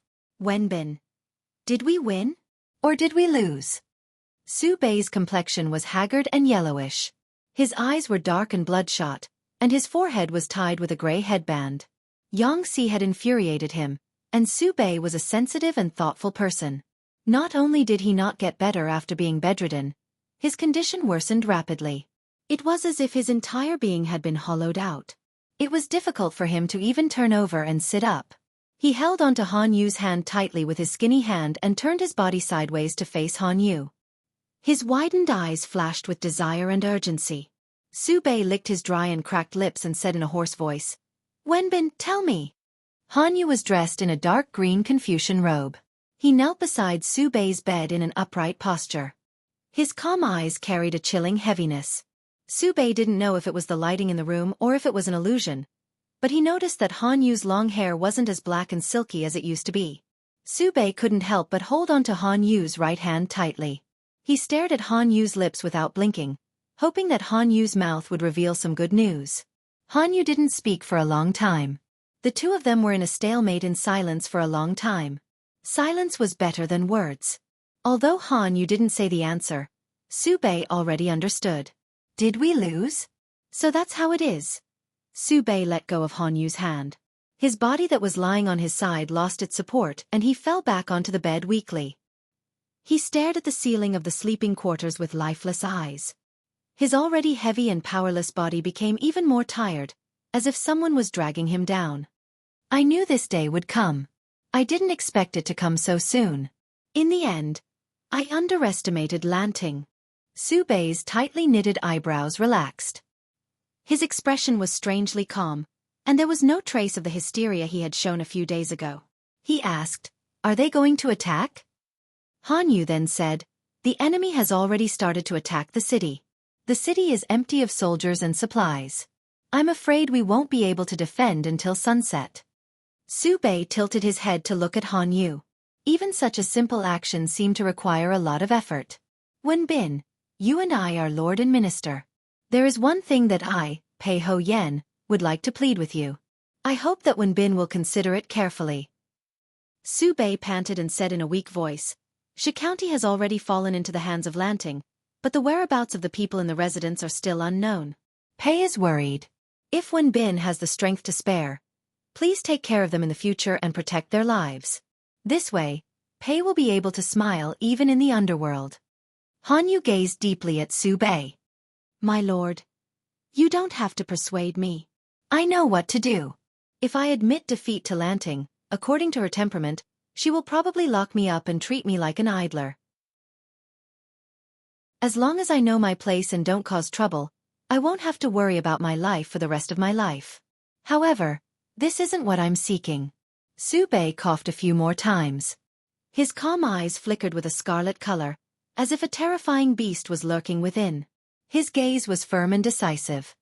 Furthermore, even Su Lingwen has the courage to fight to the death. Why would I be afraid of death? If I drag out an ignoble existence now, I'm afraid that he will laugh at me to death. Han Yu pursed his lips tightly. His complexion became paler and paler, as if a thick layer of white ash had been applied to his face. Yes. Upon hearing Han Yu's promise, a faint blush appeared on Su Bei's yellowish cheeks, as if he had been injected with a new lease of life. He made a move to stand up, but Han Yu raised his hand to help him up. Wenbin, help me prepare a brush and ink. When the time comes, I'll have to trouble you to deliver my family letter. Han Yu helped him get the brush and ink. Su Bei's fingers trembled as he lifted the brush. Before the tip of the brush could land, it fell onto the table with a clang. The ink splashed onto the table, forming several round black stains. He gritted his teeth and picked up the brush again. Although it didn't fall this time, the words he wrote were weak and feeble. Rather than calling it a family letter, it would be more accurate to call it a suicide note left behind by Su Bei for his family. There was nothing special in the contents of the letter. He urged his son to study hard and become a talented person who would benefit the people of the world and the country when he grew up. He also urged his daughter to not forget the teachings of her parents and to be filial to her in-laws and to respect her legal mother after she reached marriageable age. He also urged his wife to take care of the family business. If she met a suitable man in the future, she could take half of the family's wealth and remarry. When Su Bei finished the last stroke, he had used up almost all of his strength. Han Yu silently dried the letter for him, added wax, and loaded it into the letter. It's been hard on you all these years. Su Bei seemed to have lost all of his strength. He hunched his back and sat in front of the table, watching as Han Yu put the letter into his pocket. Han Yu replied, "It's not hard." For Han Yu, his past experiences were all attempts. Regardless of whether he won or lost, they were all invaluable experiences. The only way he could avoid the same pitfalls in the future was to learn his lesson and avoid the same pitfalls in the future. Su Bei's lips opened and closed. His dry eyes seemed to be brimming with tears. He didn't say a single word for a long time. The sun in the sky had already begun to incline to the west. Su Bei said quietly, "Wenbin, you can leave. I want to be alone for a while." Han Yu silently stood up and walked to the door before stopping. Xian Zhao. Do you still remember that year when we first met in the waterside pavilion? When you and I talked about the situation of the world and expressed our thoughts, what did you promise me? Su Bei was startled. His slow brain didn't react immediately. He spent a lot of effort to search for that memory and said with uncertainty, "To look at the beautiful mountains and rivers together?" Han Yu replied without turning his head, "Xian Zhao, do you still remember it? Are you going to break your promise now?" "I'll have to trouble Wenbin to look at it for me." Su Bei smiled bitterly. "If Lanting ascends to the throne, remember to come to my grave and inform me." If he lost to such a person, he wouldn't have died in vain. Although Su Bei was born into an aristocratic family, he also wanted the world to be at peace. He was afraid that he wouldn't be able to see it now. Han Yu's eyes dimmed a little. "All right." Not long after Han Yu left, he bumped into Chung Sun, whose clothes were stained with blood. "Where's the Lord?" Han Yu replied, "In the house." Chung Sun looked at Han Yu from head to toe and suddenly understood everything. "Why didn't you persuade the Lord to break out of the encirclement?" Chung Sun gritted his teeth and said angrily, "Han Wenbin, I originally respected you, but now I see that I was blind. As a subject, you don't do your best for the Lord. Instead, you want to let go at a time of crisis. What are you doing to the Lord?" Han Yu said, "I tried my best." He had used his final trump card, but he still couldn't kill Lu Shi. His defeat was inevitable. Chung Sun's anger didn't abate. Looking at Han Yu's indifferent reaction, he became angrier. He scolded, "If the master is humiliated, the subject must die. If the master dies, the subject must die too. Are you afraid of death? The enemy hasn't even entered the city, but you've already thought of all the escape routes. Are you trying to use us to curry favor with Thief Lu?" Han Yu looked at Chung Sun coldly. "Fame is a worldly possession. I don't need to care about what others say. If you think I'm afraid of death, I have nothing to say." Chung Sun was so angry that his fingers were trembling. You have betrayed the Lord's trust. Chapter 1200. A clear conscience? Chung Sun sneered. How do you have the cheek to say that? Han Yu responded indifferently. Just like what he had told his mentor, Master Yuan Jing, his Tao was law and justice, not a specific person. He wanted to put his ideas into practice and help the people create a fair and just society. Even if he couldn't do it, he still hoped to pass on his Tao so that his descendants could see it. At the end of the day, it didn't matter who brought about this golden age. It would be great if it was Su Bei, but it would be a pity if it wasn't him. Han Yu said, I'm different from you. You don't understand. I don't understand. I hope that if you surrender to Lu Shi, he will forgive you for raiding the main camp at night. Chung Sun didn't understand and didn't want to understand. He sneered, Han Wenbin, I hope that you have a bright future. Next year, you will have 3 ministers and 9 ministers. Chung Sun used to like Han Yu in the mirror, but he didn't know that Han Yu's nature was like this. Even if his lord didn't want to leave, he should persuade her. If he couldn't, he would die with his lord. How could he drag out an ignoble existence? He didn't know that Han Yu knew Su Bei too well. Su Fei was trapped in the Barbican and failed to escape after the city was breached. He hung himself in the farmhouse's courtyard in despair. Su Bei didn't want to lose to Han Yu, and he didn't want to follow his old path. It was impossible for him to escape. It would be futile to persuade him. Han Yu looked down coldly. Thank you for your kind words. For Han Yu, life and death weren't scary. What was scary was that his death would be meaningless. Everyone had their own choices. Chung Sun was loyal to his lord and wasn't afraid of death, but he was loyal to his heart and Tao. He couldn't die yet. Chung Sun was furious. He put his right hand on the hilt of the sword at his waist and pulled it out to stab Han Yu. Han Yu couldn't dodge in time. His left upper arm was pierced, and his whole arm was soaked with blood. If Chung Sun had moved a little more to the side, he might have hit Han Yu's heart and killed him. Chung Sun pulled out his sword and wanted to stab again. He didn't expect Han Yu to be so fast. He also pulled out his sword to defend. Chung Sun's sword stopped in mid-air. He couldn't stab a second time. Finally, he threw his sword away angrily. Humph! He despised people like Han Yu who had no backbone the most. Killing him would only dirty his hands. Han Yu had no choice but to put his sword back into the scabbard. He covered the wound on his left arm with his right hand and smiled bitterly. This was the saying, those who walk different paths cannot make plans together. Although the terrain of Shanwu City was treacherous, when Su Fei was stationed here, Su Bei had forcefully demolished the buildings. Now that he was trapped in Shanwu City, those buildings that had not been repaired in time became his greatest burden. On Jiang Pengji's side, she had been suppressing a bellyful of anger. The firepower used to attack the city was extremely fierce. The generals and soldiers started attacking the city at dawn. Apart from resting and reorganizing a few times in the middle, they spent the rest of the time violently demolishing the city. Jiang Pengji tore the city gate with her bare hands and led the troops to break through the gate of the Barbican. Bai Ning, the main force of the left corps, was dumbfounded. So there was this kind of operation in war? No, wasn't that their lord? Why did she have to personally lead the charge on the battlefield? Even ordinary generals wouldn't easily go down to the battlefield to kill the enemy. Why were you so excited as a lord? With his good eyesight, Bai Ning was sure that not only was his master excited, but she was also trembling with excitement. Oh no, oh no! Will my daughter still be able to get married? He could only blame his lord for being too charming. She was like a god of death descending on the battlefield, perfectly displaying the beauty of her strength. Which young lad could resist her? Regardless of whether it was a man or a woman, they all admired the strong. Otherwise, why would there be the saying, beauties love heroes? Not only was his lord beautiful, but she also had the strength to suppress countless heroes. Wouldn't his Yuexya's soul be hooked by such an outstanding person? When Bai Ning thought about this and saw those ugly enemies, he was even more furious. His archery skills were excellent, and he was also good at commanding troops.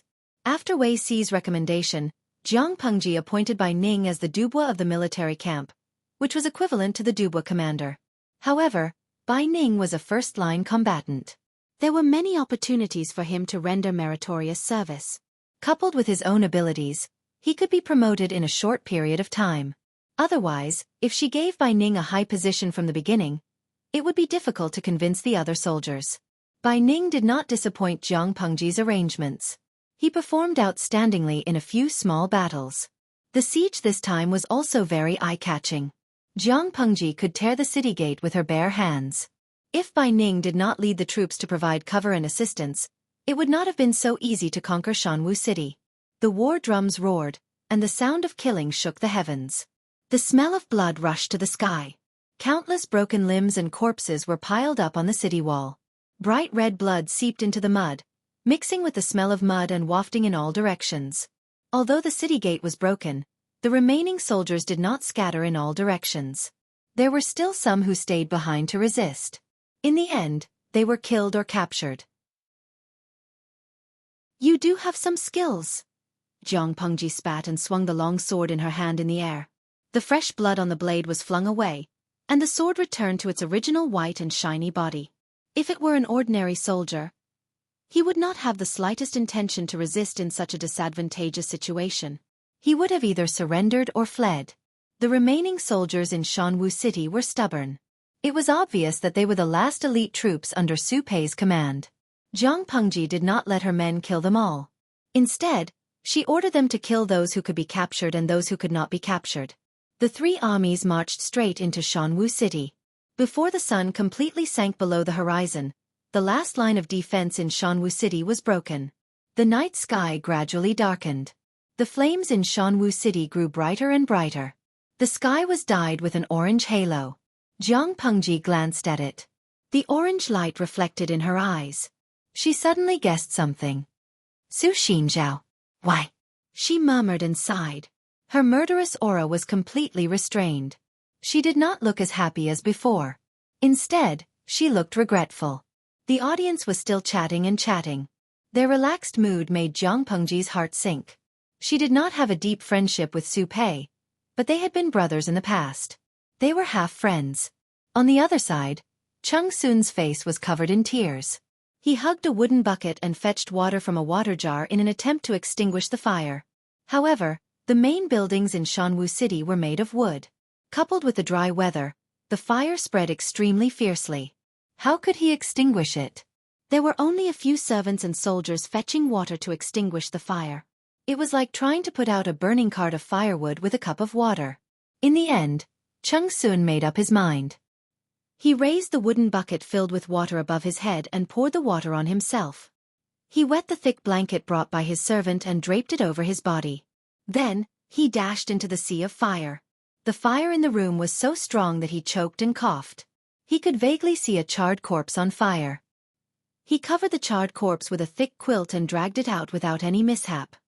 My lord, why did you abandon Gong Luo?" The charred corpse was burnt beyond recognition. However, Cheng Sun could still recognize its identity at a glance.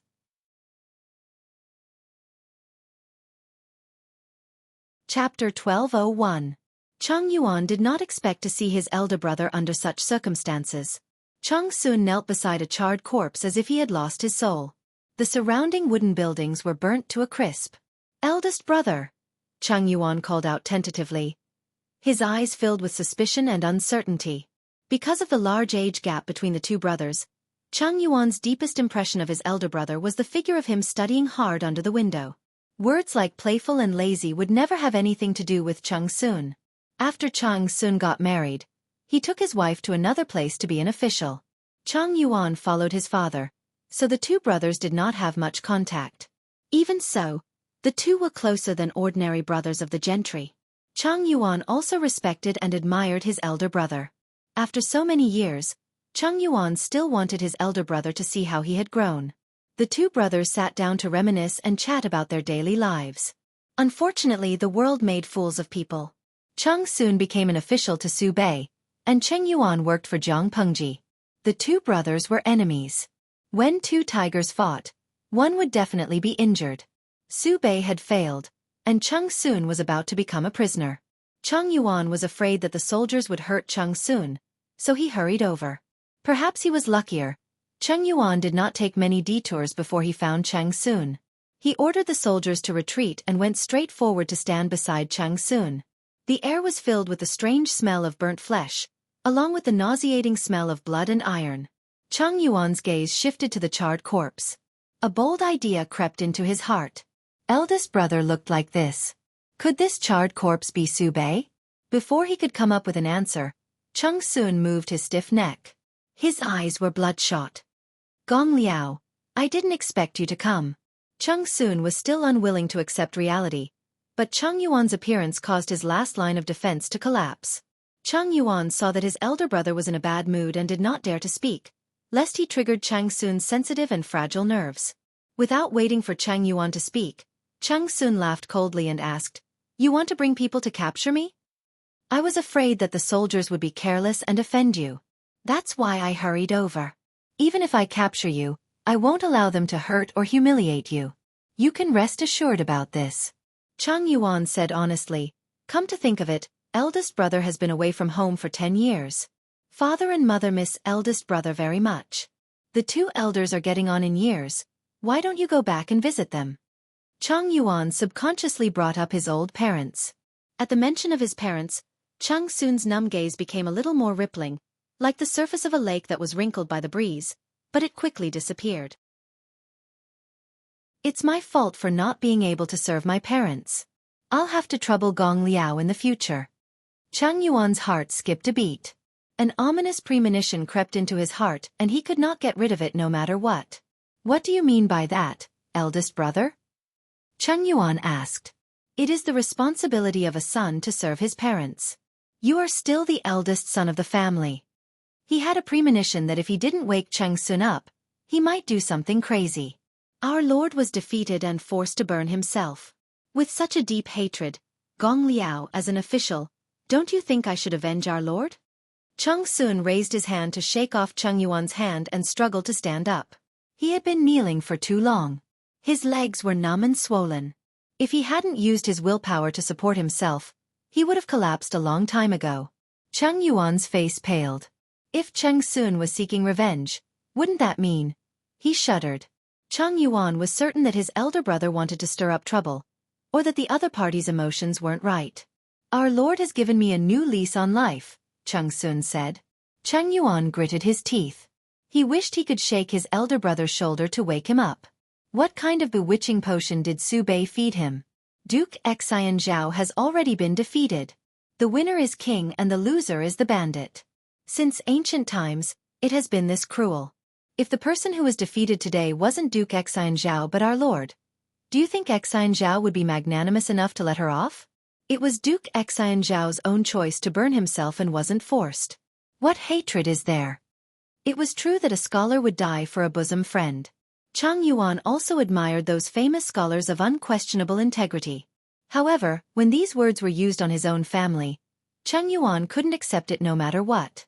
Eldest brother Chang Sun had parents, children, and a virtuous wife who married him. What right did Chang Sun have to abandon everything and follow his former master without a second thought? Chaos had begun to appear in the 5 countries. There were 40 to 50 feudal lords of various sizes in Dongqing alone. Most of them didn't even cause a stir before they were swallowed up by the neighboring feudal lords. Su Bei was merely following their old path. His elder brother had only been serving under Su Bei for 3 to 4 years. Chang Yuan didn't think much of Su Bei. Why did his elder brother become so stubborn? Chang Sun laughed coldly, his words powerful and resonant. I swear to die before surrendering to Lu Shi, and I won't associate myself with such a despicable person.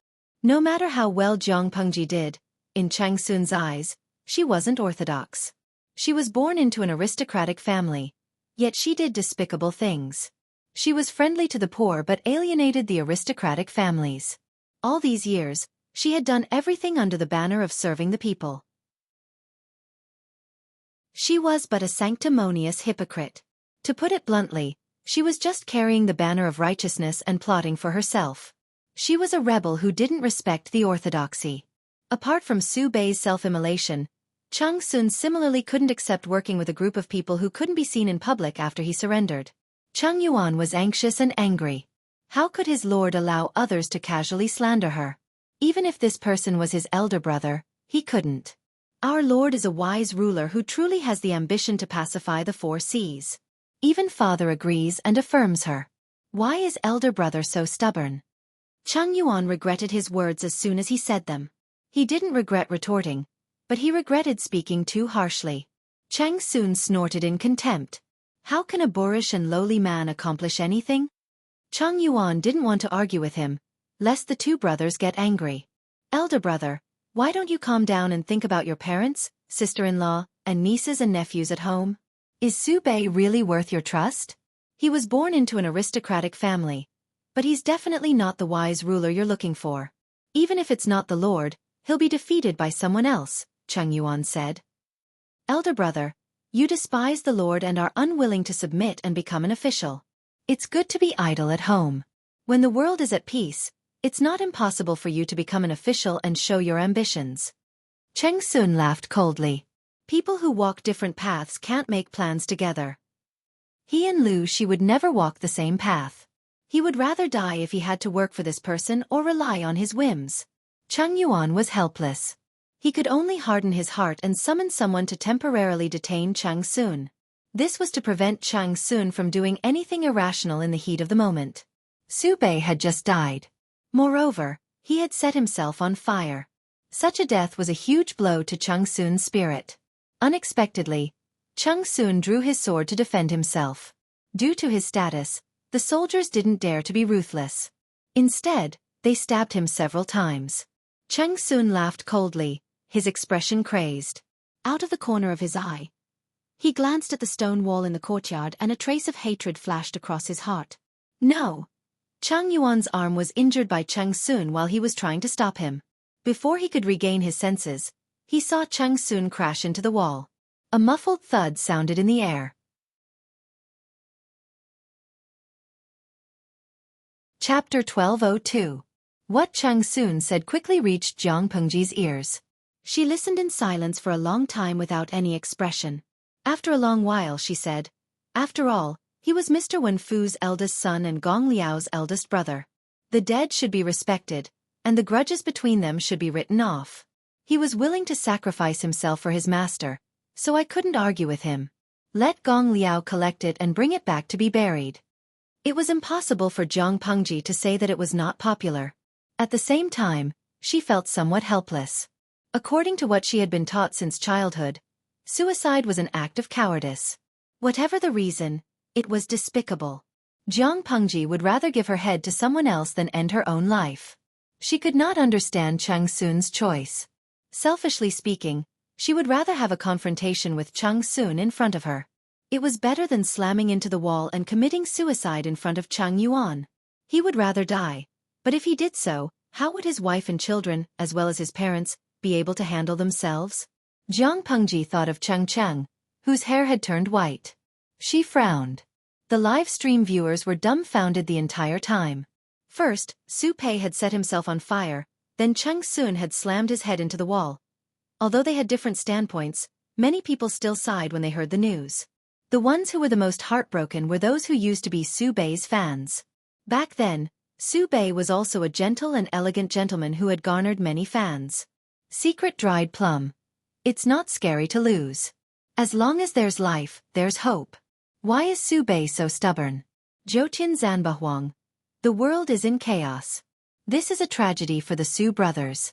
Su Fei was forced to hang himself by Su Bei, and Su Bei burned himself in the face of desperation. To them, as long as they take a step back, they won't have to die. Even if they lose their former glory, it won't be a problem for them to be an ordinary rich man. The question is, can their pride tolerate this outcome? He would rather die than live an ignoble life.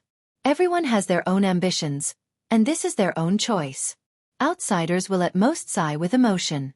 To put it in an inauspicious way, if our host is also faced with this kind of situation where she has to drag out an ignoble existence to survive, according to her temperament, she will most likely make the most intense choice, right?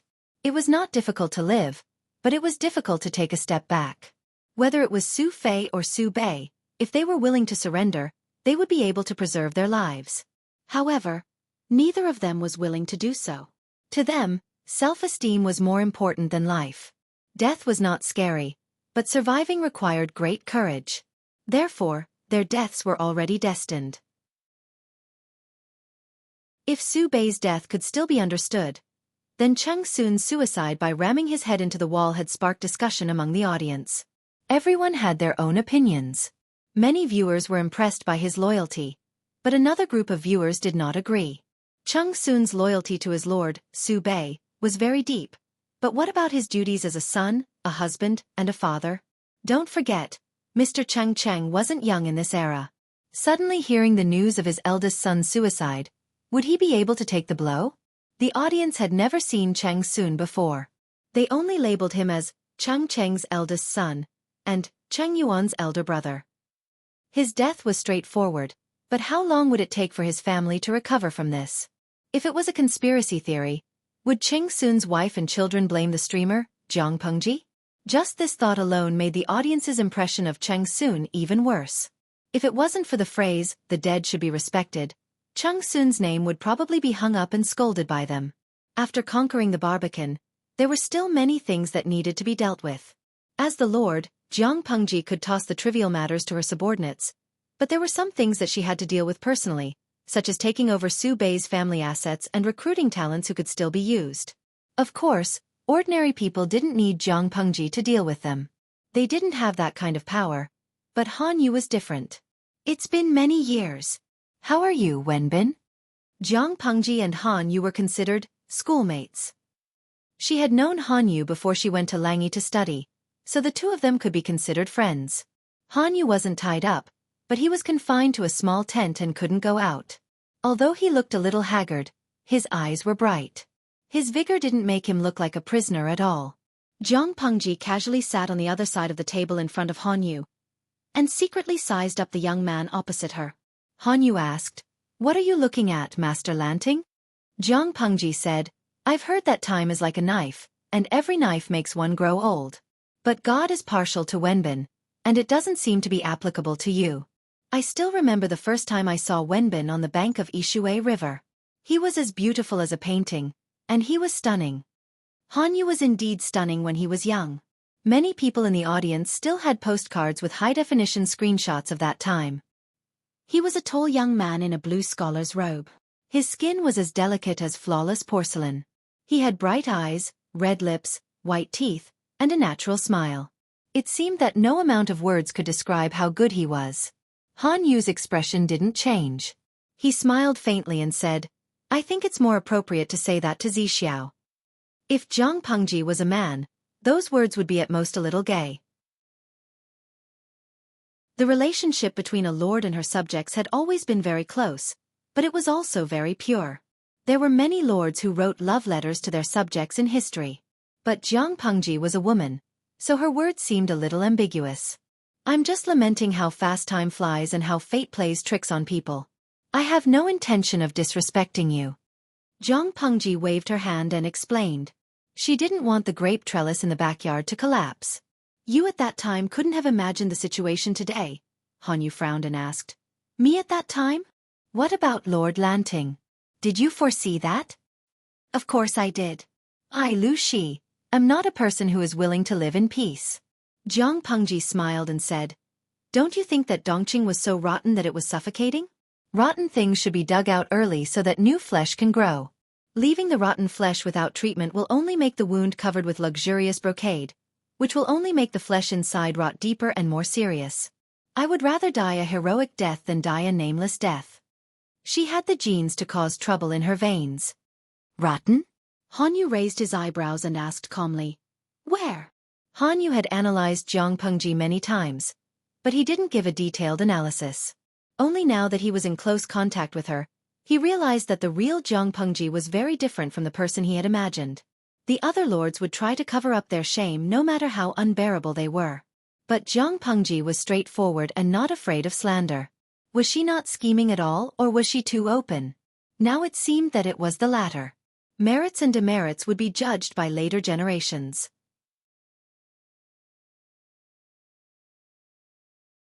Chapter 1203. Before Han Yu could open his mouth, the audience in the streaming room was already boiling like boiling water. Miji Swan Mei Tang. Get out of the way, everyone. The streamer is going to use her trump card. Attention. High energy ahead. The target, Han Yu, is about to be caught. To do Fatio. As a veteran in the streaming room, I have witnessed the streamer seducing all kinds of talents with my own eyes. Do you think I'm lucky enough to buy a lottery ticket? According to the streamer's character, Han Yu will most likely be recruited by her. Piggy Peppa. Can she summon the dragon god and ascend to the throne after gathering 7 talents? Gue Kai Guo Fengxiu. The streamer has been streaming for so many years. When has she ever failed to recruit talents? In Yuejia Zhuge Qinma. It's enough for you to be naughty for a while.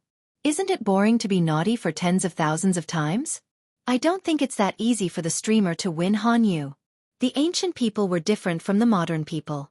The ancient elites all had their own tempers and ambitions. They all had their own criteria for choosing their lord. If the streamer can't hit Han Yu's weak spot, how can she win his heart? Although Han Yu used to be in Su Bei's camp, he was still Master Yuanjing's disciple. His card attribute was SSR. Can't you show some respect? Free Lemon. The person above is also playing the same game. Hold your baby tight and draw Han Yu's SSR card last night. Bao Bao Lai Kai Tang. Same to the person above. I'm waiting for the game officials to release a more detailed instance of Han Yu's card. Jiang Pengji's streaming room had spawned a series of doujin properties.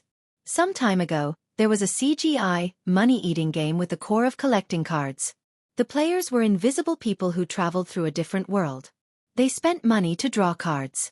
Each card had a different attribute and could open different game branches. Each card came with a different instance, such as a parade, a flower party, a poetry party, a hunting party. As long as the favorability was high enough and the amount of money spent was high enough, the players could get married after their favorability reached a certain level. The most ridiculous thing about the game was that there was no limit on the number of players and gender. In other words, as long as the players had enough money and were lucky enough, they could even get married. Han Yu used to be in Su Bei's camp. Even though he was also one of the 4 disciples of Master Yuanjing, the number of character cards he had was far less than Wei Ci and the others. This made it difficult for the players to gain Han Yu's favor faster. Naturally, they could not conquer him. Seeing that Han Yu was about to be recruited by Jiang Pengji, the game officials didn't have to worry about not having enough material to increase their favorability in the instance dungeon. A group of fans who were obsessed with Han Yu's looks couldn't help but rub their hands. Because a few players were setting the pace, the atmosphere in the live stream room was developing in a more lackluster direction. On the other hand, Jiang Pengji had no time to care about that. She stared at Han Yu and waited for his reaction. Han Yu was not a young boy. How could he be easily fooled by her? Everyone knew how to say nice things. In terms of this skill, she would not be able to catch up to Su Bei even if she activated the firestorm wheels on her feet. Han Yu wasn't fooled by her. Instead, he sneered. Who made the law? The execution of the law required absolute authority, and there was no authority in the world higher than that of a king. You're letting the law made by the king punish the king. Isn't this the same as letting a monkey watch the peach orchard? From here. It is a divine beast that can distinguish between right and wrong, and is impartial and impartial. Han Yu continued, the king orders people to make the law to restrain his subjects and people, but he can't restrain himself. Because once the law harms his own interests, he can order people to revise the law. How could such a law be fair and impartial? That was the greatest injustice in the first place. Moreover, how many years has this saying been passed down for the subjects to be punished the same as the common people? It's just a bunch of fools. How many people have actually done it? What's the use of saying nice things? Wasn't what Su Bei said to persuade Han Yu to become an official better than the person in front of him? What happened in the end? After a few years, Su Bei and Han Yu gradually drifted apart. Han Yu didn't show much reaction on the surface, but he was extremely disappointed in his heart. Han Yu, who had been fooled once, naturally wouldn't take the bait so easily. It was the same logic as a girl who had been hurt in love, and it was difficult for a scumbag to fall for a second time. As soon as Han Yu said this, the salted fish in the live stream room sent Jiang Pengji countless messages and kept calling for Han Yu. Although they were all on the streamer's side, they were still happy to see the streamer being humiliated. Jiang Pengji smiled and said, So what do you want to hear from me, Wenbin? Han Yu said, I want to hear whatever the Duke of Lanting said just now. Jiang Pengji thought for a while and crossed her arms in front of her chest. You want to hear a law that can punish the king. Unfortunately, it can't be realized now. It's not that I don't want to give you such a law. It's just that the time is not ripe yet. Wenbin, have you heard of the mirage? Mirage. Of course I have heard of it. Hanyu nodded. Why did you say that the time is not ripe yet? Let me put it another way. When is the time considered ripe? Jiang Pengji said, in my opinion, there are three main aspects: land, people, and technology. Hanyu frowned as he listened. What Jiang Pengji said was far from what he wanted. She just said that she needed a law that could punish the king and regulate the people. But now she said that the time was not ripe yet. Wasn't she going back on her words? However, he still listened patiently. How do you explain these three aspects? Jiang Pengji scratched her head. She was born in the army and she was a genetic warrior who didn't pass the cultural test. She didn't like this kind of cultural test. But she was determined to get the person in front of her. If she couldn't get him, she would lose her face. It was okay to be despised and laughed at by others, but she would lose her face if she was laughed at by 850,000 people. Jiang Pengji said, first, land. Whether it's the aristocratic families or the royal family, they seize and annex land for nothing but profit and the value of the land. When the value of the land is not enough to attract them, the land is no longer a fat piece of meat for them, but a bone that has been gnawed away. It's dispensable. However, land is the lifeblood of the people. It's the root of their food and clothing. Hanyu followed her train of thought and asked, is it possible? Of course it's possible. Jiang Pengji said, isn't it the same for merchants? Scholars, farmers, merchants, and merchants are lowly. They pursue profit by nature. They are all people who harm others for their own benefit. If we support them, the country will not be able to govern. Hanyu was a little disappointed. Could it be that he had expected too much from this person? Jiang Pengji shook her head and smiled. No. Merchants pursue profit, but you can't deny that the prosperity of a place is inseparable from the merchants. This group is a double-edged sword. If used well, they can make two places exchange what they need, and even the poorest place can be full of vitality. Of course, supporting them is not without conditions. If we want to sharpen the merchants into the most powerful weapons, we can't do without the commercial law. Maybe the taxes that the merchants pay to the country are dozens or even hundreds of times higher than that of the farmers.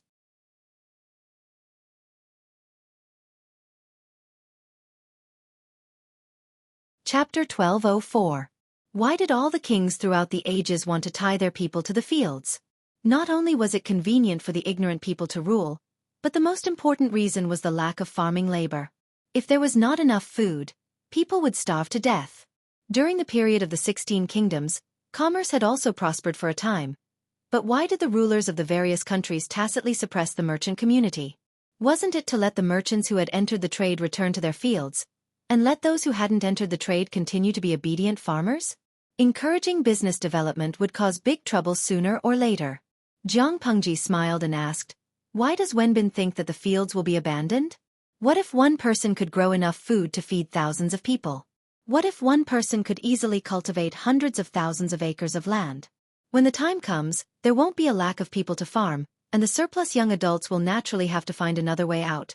Hanyu was furious at Jiang Pengji's words. If not for the fact that he was still a captive, he would have left in a huff. One person supporting thousands and tens of thousands? One person farming hundreds or thousands of mu of land. Wake up. You haven't woken up from your daydream. Hanyu felt that Su Bei wasn't the kind of person who didn't know how to distinguish between food and water. Compared to the person in front of him, Su Bei was much more intelligent. At the very least, Su Bei wouldn't spout nonsense that was even more absurd than, why don't you eat minced meat? Jiang Pengji didn't seem to notice Hanyu's pale face. She said, I know you think what I said is ridiculous, but Wenbin, never limit your imagination. What you think is absurd may not necessarily be non-existent. What I am talking about is the future. Hanyu sneered and changed the topic in a stiff tone. What's the second? The second is the common people. There's nothing much to say about the specifics, but it can be summed up in 4 words: awakening the wisdom of the people. You also know that the valuable books are almost monopolized by the landowning families. It is no different from a fantasy for the common people to want to study and learn to read. If they don't have special opportunities, They can only recognize 2 words at most. It is impossible for them to reach the level of great talent. If one day, ordinary people can afford to buy books and go to the academy, it won't be long before the wisdom of the people is awakened. Jiang Pengji followed Han Yu's advice and said, "Of course, according to Wenbin's idea, if everyone studies, no one would be willing to be a farmer with his back to the sky. Then the fields will be wasted." The corner of Han Yu's mouth and the tip of his eyebrows twitched. Wasn't the guy in front of him saying so much to recruit him? Was this a recruitment or a feud? Insulting him to his face. Was this really a man of character? Han Yu snorted coldly and did not comment. However, he had nothing to complain about Jiang Pengji's explanation of the common people. Whether it was the establishment of the Golden Scale Pavilion or the Golden Scale Academy, or even the exploration of a new educational model, these were all the sincerity that she had displayed. She used her actions to fulfill her promise of enlightening the people. There was nothing to be picky about.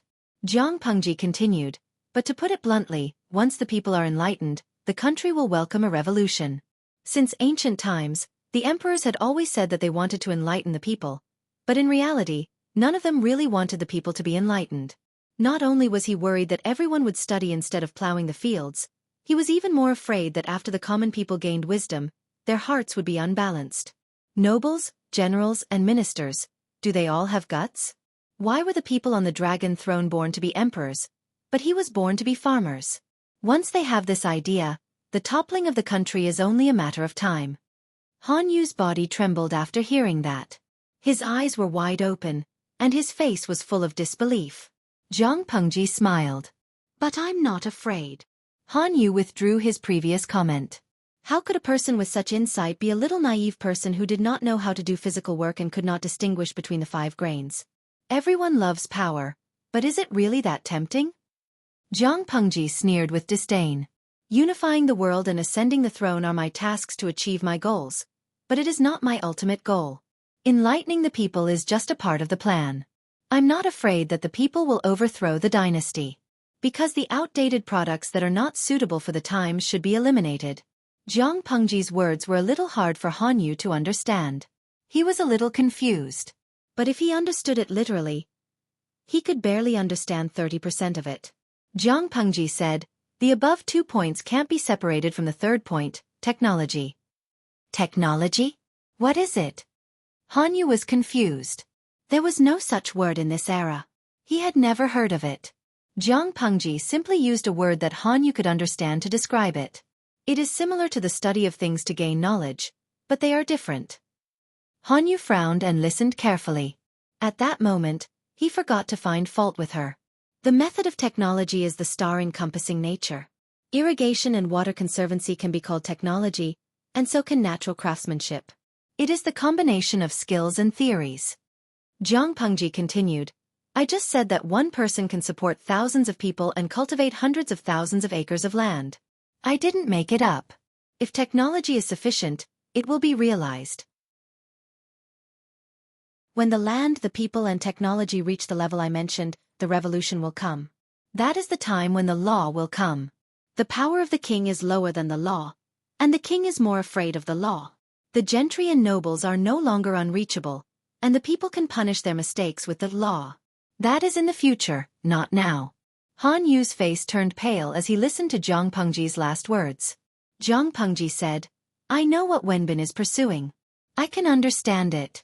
But Wenbin, you have to ask yourself, is this a good time to put the law in your heart into practice? Even if I support you with all my strength, the gentry and nobles will not spare you. If you fail, your law will naturally become a piece of paper. It is like a mirage. You can see the shadow with your eyes, but you can't touch the real thing with your hands." It was not hard to imagine how Han Yu felt when his law was denied by Jiang Pengji. He said angrily, "How eloquent you are, Master Lanting. Are you trying to flatter me?" Han Yu's law was different from the law of the legalists. The law he wanted was true justice and no special privileges were allowed. Jiang Pengji reached out her hand to him. Han Yu was stunned. "You can't realize it now, but you can lay the foundation for those who can. That is the inheritance." Jiang Pengji said, I will never be able to achieve what I want in this life because it will take too long to realize it. However, I can pass on this ambition to my successor. Isn't it because the withered leaves of the old trees nourish the soil? Wenbin, your ambition is unbearable in this era. If you are not careful. No, I should say that there is no suspense. If you try to realize it, you will die without a whole corpse. Hanyu said, if I can be martyred, my life will not be in vain. Isn't the original intention of pursuing law to bring peace to the world with law? The time is not ripe yet. What you do will only cause turmoil. Isn't that putting the cart before the horse? Zhang Pengji said, the path of law is broad and profound. You may not be able to see all of it even if you spend your whole life. Isn't it better to be down to earth and take one step at a time? Ideals and reality are always different. Hanyu was silent. He thought that Zhang Pengji was naive, but now he realized that he was the naive one. I have one more question. Can you answer it, Master Lanting? Zhang Pengji said, go ahead. Hanyu said, I rarely discuss with others. Few people know about it. How do you know about it?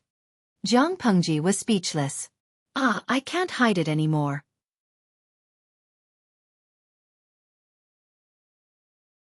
Chapter 1205.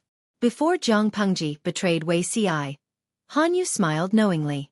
He said in a declarative tone, it should be Zixiao, right? I can't think of a second candidate other than him.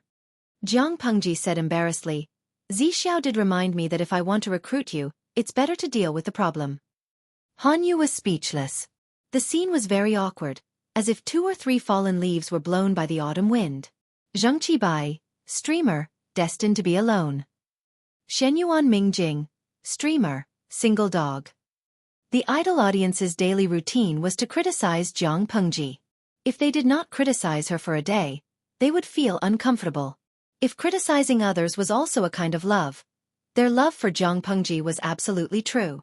Beating was a sign of affection. Scolding was a sign of love. If they loved her, they would criticize her. Thus, Zhang Pengji saw the screen full of mockery. Can't be cooked, Ci Marin.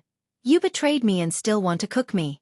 Heartless woman, you can spend the rest of your life with your right hand. The Fairy Queen's crimson. I'm smiling on the outside, but I'm cursing in my heart. Yi Wu Yenling. This story tells us that there is a reason why the streamer hasn't been able to make Ci Marin surrender willingly. Yao Yun. I really want to call Ci Marin and let him see someone's true colors. Hanyu naturally did not have as rich a psychological reaction as the idol audience, but he was also very upset. Master Lanting, you're quite frank. How could she tell such a big truth to the person involved? Even if it was a lie, she had to hide it. She confessed everything without hesitation. How could Hanyu continue? Wasn't she afraid that he would be dissatisfied and suspect that what she said was all false? Honesty, that's my strength. Zhang Pengji said, I can hide it for a while, but I can't hide it forever. Zixiao did help me, so there's nothing to hide. What I said just now was also from the bottom of my heart. I can judge whether it's true or false. Why should I dig a hole for myself and bury the hidden danger of distrust? We've already told each other everything. Some things shouldn't be hidden. Trust is very important. Zhang Pengji was the most shameless one. She was not stingy with putting gold on her face. She blew her own trumpet without even writing a draft. The grudge in Han Yu's heart vanished. He immediately smiled bitterly. He finally understood why Su Bei had lost to this woman before him. In terms of scheming, Su Pei was far inferior to her. Not to mention in other areas, he was a complete failure. It was not shameful to lose to her. Han Yu muttered to himself for a long time, as if he was struggling internally for the last time. Zhang Pengji didn't say anything to disturb him. Instead, she sat upright. She had already predicted Han Yu's choice. As expected, Han Yu got up from the mat, walked to the side, and bowed deeply to Zhang Pengji. Han Wenbin from Langya pays respect to my lord. Zhang Pengji stood up and helped him up. The audience in the streaming room spontaneously sent congratulatory messages to both of them. Jin Yaya. Congratulations to Master Jiang for winning the limited edition. Hanyu? Maserati. Zhangxue Shijian. Congratulations to exploiter Jiang for successfully tricking Hanyu into working overtime for free. Jiang Pengji was speechless. These salted fish must be itching to be naughty a few times a day, right?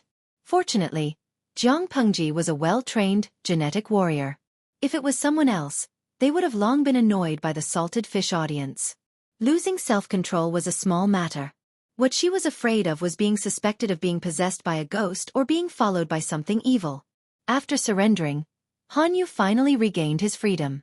Only then did he hear the news that Chang Sun had committed suicide by hitting his head against the wall. Gong Luo he.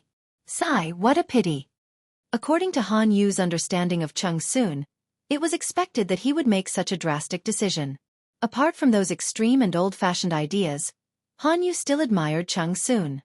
Even if Su Bei helped Chang Sun divide his power, it didn't affect Han Yu's appreciation for talent. A pity? Jiang Pengji said, what kind of person is Chang Sun? Does Wenbin admire him? Regardless of his standpoint and beliefs, Gong Luo is indeed a talent worthy of admiration. It's a pity that his family background has dragged him down. Han Yu's gaze seemed calm, but there was a faint sadness in his eyes that quickly disappeared. Gong Luo has been blessed by his clan since he was young. It's inevitable for him to be biased because of his family background. However, he can't see through the root cause of the chaos in the world. He's too arrogant and is easily frustrated. Chang Sun was a standard descendant of the gentry family. At the same time, he was the epitome of this group. Biased because of his family background? Jiang Pengji raised her eyebrows. Does that mean he hates me? Jiang Pengji's identity to the public was a descendant of the Lu family in Hejian. Her family background wasn't considered first-rate, but it was considered second-rate. She mingled with the commoners all day long. For the decent descendants of the gentry family, Jiang Pengji was a detestable oddity. My lord, you don't have to belittle yourself. As a ruler, you must have a broad mind that can accommodate all. It's difficult to achieve great things if you're confined to the gentry family. Jiang Pengji sneered. Belittle myself? Chang Sun wasn't qualified. I'm belittling myself? If Chang Sun hates me, then so be it. He's not the only one who hates me. It doesn't matter if there's one more or one less. I can understand him. The gentry family and the commoners are two distinct social classes. To put it bluntly, the former are the sons of the rich who were born with a silver spoon in their mouths. They have everything they need. The latter are the beggars who were born in poverty. They have to worry about their next meal. One day, the beggars can become officials in the same court as the sons of the rich. The former can even surpass the latter. Isn't it a humiliation for the sons of the rich? I'm not surprised that Chang Sun is so arrogant that he made a radical move because he couldn't stand the injustice. Han Yu was also born in the gentry family. He dared to break away from the bias because his law was fairness and equality. So, why did the person in front of him give up the advantages of being a gentry family and become entangled with the commoners? Han Yu's eyes were full of doubt, but he still asked. It's because of the saying, kings, marquises, and generals all have guts, Jiang Pengji said. I only have one question for you.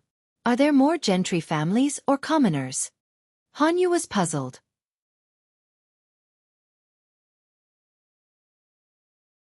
Chapter 1206. Jiang Pengji was very straightforward, or perhaps it could be said that she was too straightforward. She divided the whole world according to interests, but Han Yu couldn't refute her. Suddenly, a terrible idea came to Han Yu's mind. He made a very bold assumption. Is it really impossible for the gentry to completely dominate the poor? Jiang Pengji smiled. Of course there is. There is? Han Yu's heart skipped a beat. He didn't want to listen anymore. He was afraid that Jiang Pengji's words would release the most terrible beast in his heart. Of course there is. It is to fool the people with religious beliefs. Once their minds are controlled, they will be a group of pigs with no sense of resistance, not people with rebellious bones. Jiang Pengji shrugged inelegantly and looked disdainful. Tens of millions of rebellious commoners are not easy to control, but tens of millions of brainless pigs are easy to raise.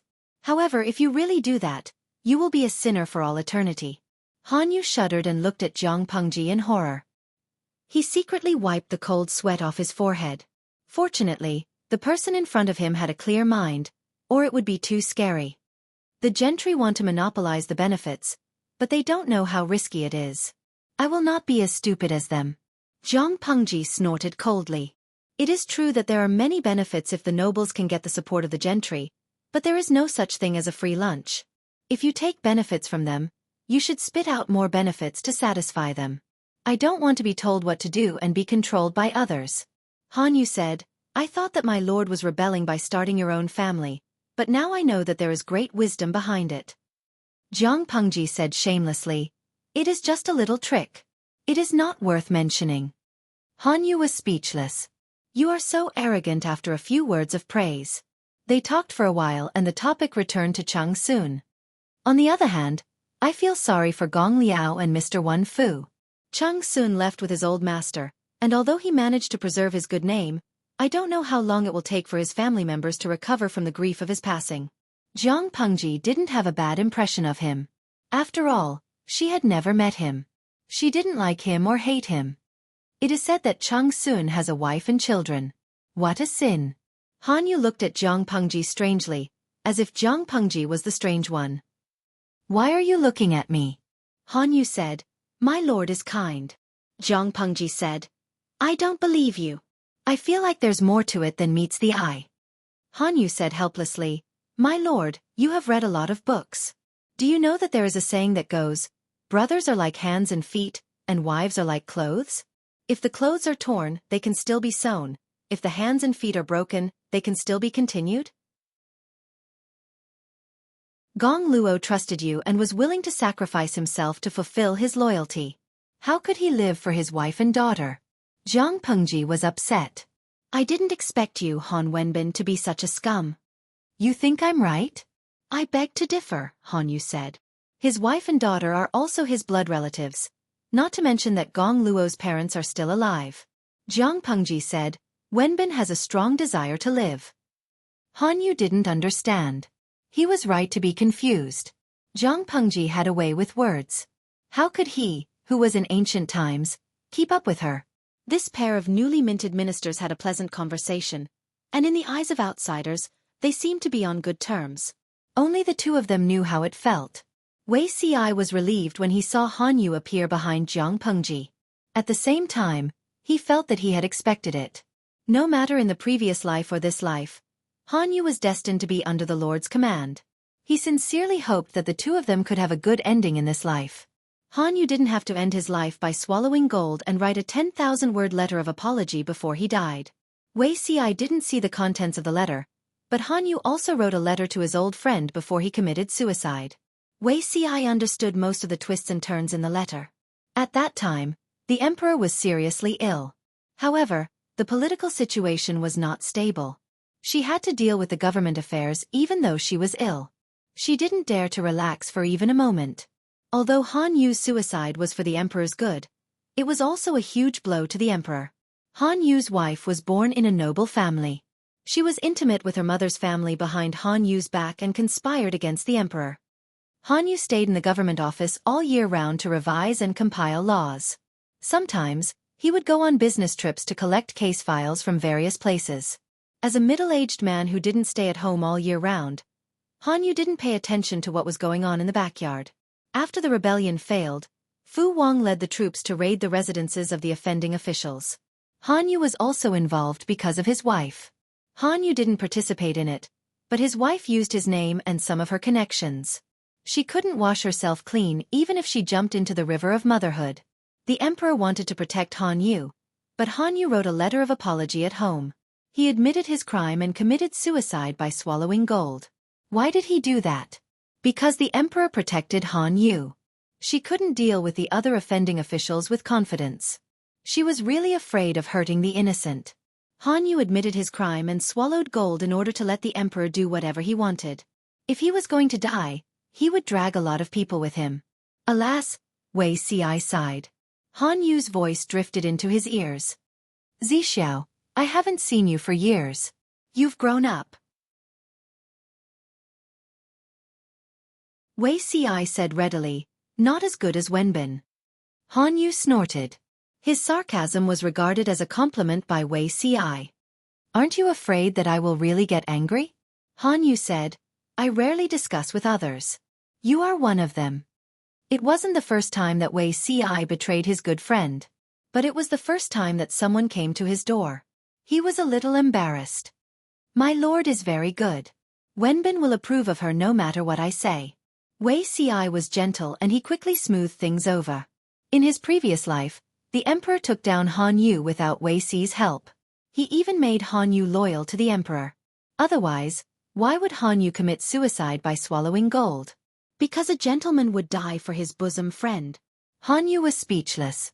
He had finally seen the power of a brainless fan. But Han Yu nodded. She is indeed very good. Wei Ci agreed. The two talked in a low voice. As they chatted, Wei Ci changed the topic to his family. Wei Ci mocked himself for being alone at the age of 30. At the same time, he complimented Han Yu for having a beautiful wife and a son and a daughter. Han Yu didn't think there was anything wrong with the topic. Wei Ci soon got the information he wanted. His heart sank. Han Yu caught the emotion that flashed in his eyes. Han Yu asked, "Is there something wrong?" After all, they were from the same sect. Han Yu naturally knew that Wei Ci was a fraud. The key was that this fraud was not a liar who talked nonsense. He was a real talent. Wei Ci said, "There is something wrong with my sister-in-law. It's not a big problem." "It's just," Han Yu asked, "what's wrong?" Wei Ci said, "Be careful of your wife's family." He had learned physiognomy and showed it to Han Yu in his previous life. But at that time, he was confused. He vaguely noticed that Han Yu would do something bad, but he didn't know why. In this life he saw it clearly. Of course, he had to remind Han Yu. Han Yu frowned. He turned to Zhang Pengji, but he didn't think about his wife's family. "But, is it a big problem?" Wei Ci said, "It concerns your family's life. One mistake and you will die. It's never a bad thing to be careful."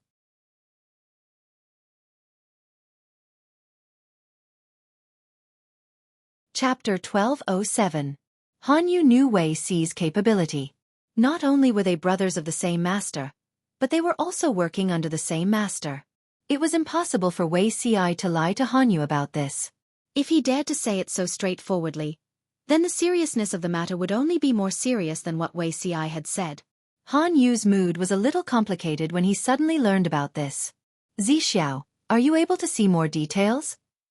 Han Yu deliberately lowered his voice, looking solemn and worried. "My lord has a 9-5 life.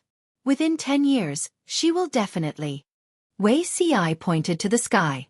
In order to be more persuasive, he even dragged Master Yuan Jing into the matter. "My teacher has also read my lord's fortune before. At that time, he said that her entire body was full of purple energy. Now that the situation in Dongqing was becoming clearer and clearer, and the lord had that intention, establishing a country and ascending to the throne was already a done deal. Your misfortune should have something to do with the factional struggles after the founding of the country." What Wei Ci said was not nonsense. Master Yuan Jing could indeed see the purple aura on Zhang Pengji. After all, Master Yuan Jing, Master Liaochen, and Immortal Liuru were experts who had cheats. It was easy for them to see the purple gas. However, they could at most see who had the purple aura on them. They could not clearly determine who was the one who had the last laugh. Wei Ci was a person who had been reborn. He could answer questions like who the next emperor would be with his eyes closed. In order to fool Han Yu, Wei Ci cleverly blurred out the key points and used Master Yuan Jing to increase his credibility. Han Yu didn't doubt him at all. Han Yu frowned subconsciously. Factional strife after the founding of the nation? He didn't like the intrigue in the imperial court. In fact, he hated it to the core. According to his temperament, if there really was a factional struggle, he would stay far away from it. Why would he take the initiative to get involved? Thinking of what Wei Ci had said earlier, "Be careful of your wife's family, for fear of the villains," a clear line of thought appeared in her mind, and the fog in front of her was finally dispelled. Han Yu vaguely guessed what the so-called factional dispute was all about. With vigilance, it would be much easier to guard against them. Han Yu said, "Thank you for your warning, Zixiao." Wei Ci smiled and said, "You and I are from the same sect, why do you need to thank me?" Not knowing what Wei Ci said wrong, Han Yu frowned. "I don't know much about my lord. There's something I'm not sure if I should pay attention to." Han Yu said awkwardly, "Do we have to avoid arousing suspicion in private?" Wei Si was stunned. Avoid arousing suspicion? What was there to avoid? Since they were on the same side, why would they need to avoid suspicion? Han Yu said, "You and I are both master's students. Yang Si is master's adopted son. Do you think?" If it weren't for Wei Si's reminder, Han Yu wouldn't have thought about it. From a standpoint, Han Yu, Wei Si, and Yang Si were naturally allies. Wei Si was a little slow in reacting. He laughed involuntarily and said, "Wenbin is not a person who does not distinguish between public and private affairs. My lord is also not someone who likes to be overly suspicious. You and I have a pure friendship between gentlemen. My lord will not suspect or be on guard because of this. Don't worry about that." Han Yu said, "I'm not worried that my lord will suspect me. I'm just worried that others will overthink it." Even though he did not have much contact with Zhang Pengji, based on their previous conversation, he was sure that Zhang Pengji was not a suspicious person. Instead, she was rather open-minded. Han Yu was worried that the other people in Zhang Pengji's camp would feel uncomfortable. It would be bad if they had a grudge against each other. Han Yu had seen a lot of similar conflicts under Xueqi's command. There were even some who held their opponents back in official business because of personal grudges. Han Yu didn't want to encounter such a terrible thing after he jumped ship. Wei Si said, "Wanjing, Zishu, and Huayu are all sensible people. My lord is keeping an eye on them. They won't make a fuss." Han Yu was speechless. Somehow, he felt like his lord was the head of a big family. She was trying her best to mediate the conflicts between naughty children every day. Han Yu's mood brightened up with the assurance. Although Han Yu was a newbie, everyone was familiar with his name, and they were all familiar with him. It was all thanks to Yang Si's contribution. After all, Han Yu was the one who almost ended Yang Si's life. Yang Si was the one who had the most complicated feelings after Han Yu surrendered. As a poor guy who had been tricked by Han Yu again and again, he had made up his mind to beat Han Yu to death on the battlefield. However, Han Yu had turned from an enemy to a colleague.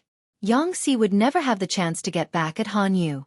Even though he was cursing Han Yu in his heart, he had to smile on his face. How infuriating! Han Yu noticed Yang Si's eager gaze. He smiled and nodded as a response. Yang Si was speechless. He was even more infuriated. Zhang Pengji called for a post-war meeting to let Han Yu and the others know who she was. Han Yu had mixed feelings because the summary of the post-war meeting was about the attack on the camp the night before the siege of Shanwu City. Even though the army had reacted in time, the enemy's appearance was too sudden. The central army of the camp was burned, and Zhang Pengji's side suffered heavy losses. In fact, she had fought in wars for so many years, and the enemy had attempted to attack her more than 20 times. This time the loss was the worst. As the chief planner of the attack on the camp, Han Yu's mood was indescribable. War is merciless. Regardless of life or death, you all have to be responsible for the whole camp. I hope you all take this as a warning and don't be careless. Not only did Zhang Pengji not say anything bad about Han Yu, but she also affirmed his plan and actions. After all, as an opponent, Han Yu should not be underestimated. If Su Bei hadn't lost the upper hand and allowed Han Yu to act freely, Zhang Pengji's losses would have been much greater. Everyone agreed. Yes. When Zhang Pengji mentioned the night attack, Han Yu seized the opportunity to ask a question. "My lord, where is the corpse of Xueqi, the general who led the army that day?" Han Yu asked himself if he had let down his old master, Su Bei, but he owed Xueqi a little. If it was possible, he hoped to keep his corpse intact. Heads were battle achievements, and as a general of the enemy, Xueqi's head was quite valuable. Maybe someone would cut it off and exchange it for battle achievements. "I'm not sure yet." Zhang Pengji tilted her head and looked at Zhang Nongqin. "Does Officer Zhang know about it?" Zhang Nongqin replied, "My lord, Xueqi was seriously injured and captured. He was sent to the casualty camp for treatment, and he hasn't woken up yet." "Still alive?" This unexpected surprise made Han Yu's eyes brighten, but he immediately thought of Xueqi and his situation, and his expression darkened.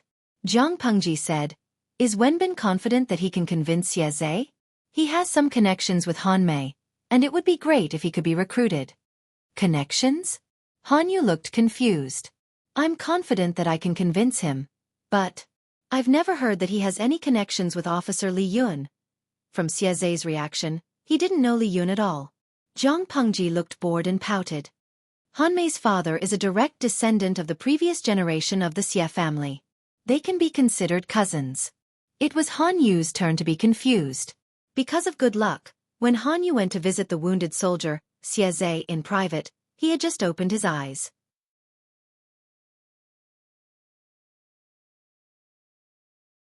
Chapter 1208. Han Yu looked gloomy as he briefly explained the current situation. My lord. Xueqi's eyes were red and filled with tears. He choked with sobs and couldn't finish his sentence. If he wasn't tied up with bandages and had no strength, he might have jumped up and cried. It's all fate. Han Yu smiled bitterly. We can only do our best and leave the rest to fate. Xueqi was indeed Li Yun's cousin. Both of them had the temperament of angels. The first thing he cared about was Han Yu's situation. Master, what are you doing now? Han Yu could enter and leave the camp freely. His lord was being led by a dog, so Han Yu's current position was very obvious. I have accepted Lord Lanting's invitation and volunteered to be his subordinate. Han Yu told the truth without hesitation. If Chung Sun heard this, he would probably pull out his sword and stab him. Even if he didn't have the strength to stab him, he would still curse him. Xueqi's reaction was different. He looked regretful, but at the same time, he was relieved for Han Yu. Han Yu surrendered to Zhang Pengji, so the enemy wouldn't make things difficult for him anymore. Han Yu's life wouldn't be in danger. The winner is king and the loser is the bandit. The war of the military has always been cruel. Master's choice is understandable. Xueqi thought of Su Bei's family and his lips curled into a warm smile. My lord is gone. His wife and daughter have no one to protect them. Now that you have surrendered to Lord Lanting, I think Lord Lanting can't blame my lord's family. Not only can he not blame her, but he also has to take good care of her. My lord's children are still young and shouldn't be a hindrance to her. Master, please spend some effort in teaching them. When they grow up, they will be able to support the family again and bring glory to the family. If that's the case, my lord will be very pleased to see them in the afterlife. Xueqi wasn't being morally blackmailed. He was doing it for Han Yu's own good. Han Yu was Su Bei's old subordinate.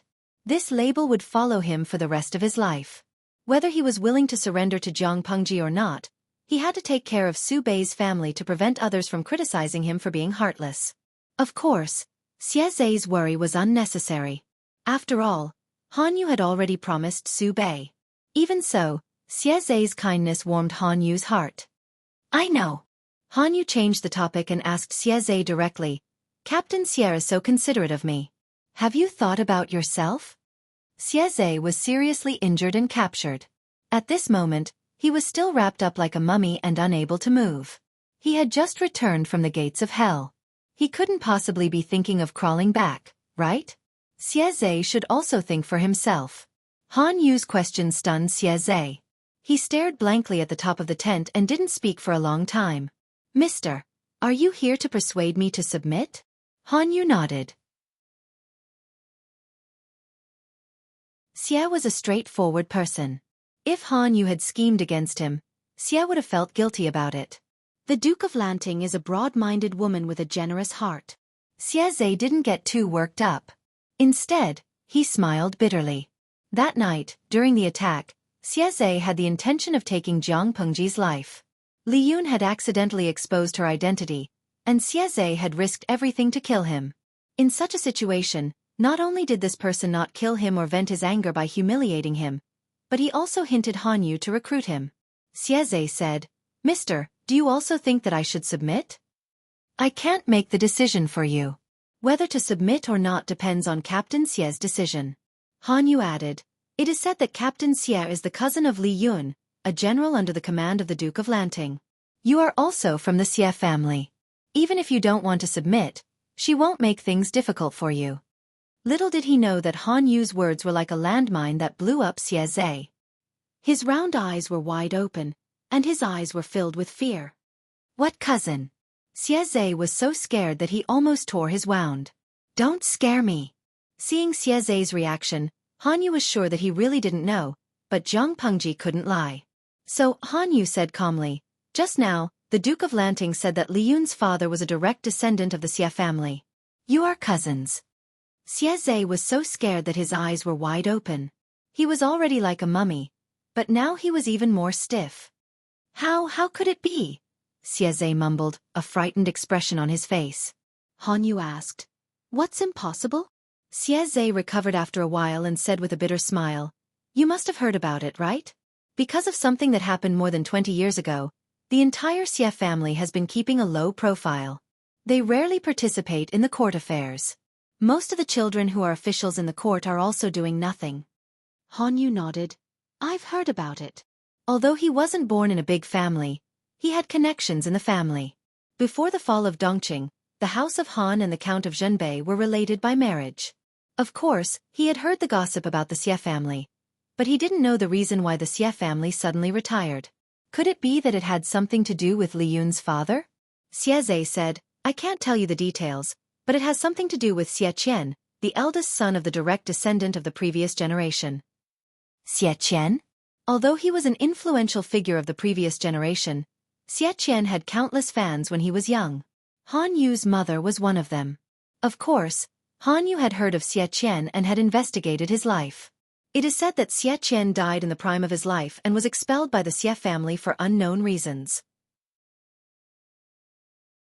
Xueqi said, It was said that he died in the prime of his life, but grandfather and father didn't believe that he died just like that. If he was alive, they wanted to see him. If he was dead, they wanted to see his corpse. Grandfather had sent people to search the bottom of the cliff where first uncle jumped off, but they couldn't even find his bones. This secret had never been made public, but Xueqi's grandfather still believed that his eldest son, Xie Qian, was still alive. Han Yu suddenly understood and asked, Captain Xie, are you suspecting that Li Yun's father is none other than Xie Qian, who has been missing for many years? Xueqi blinked hard. He couldn't move now, so he could only blink instead of nod. Yes, this possibility is very high. When Xueqi said this, all the clues formed a line in his mind. The more he spoke, the more certain he became. The martial arts that Li Yun used were obviously passed down in the Xie family. Even if he was gifted, it would take more than 10 years of hard work to master it to such an exquisite level of mastery and control. In addition, when eldest uncle Xie Qian went missing, his infant son also went missing. Considering his age, Li Yun fits the bill. He looks similar to the portrait of first uncle when he was young. Han Yu smiled bitterly. Fate is too wonderful for words. Xueqi and Li Yun fought fiercely in front of the battle. If one of them made a mistake, he might die in the hands of the other. Judging from Jiang Pengji's attitude, it was obvious that Li Yun knew about his relationship with Xueqi. Xueqi begged Han Yu, Sir, can I see Li Yun in private? There are some things that we should ask him for confirmation. Han Yu said, You can try. Thank you.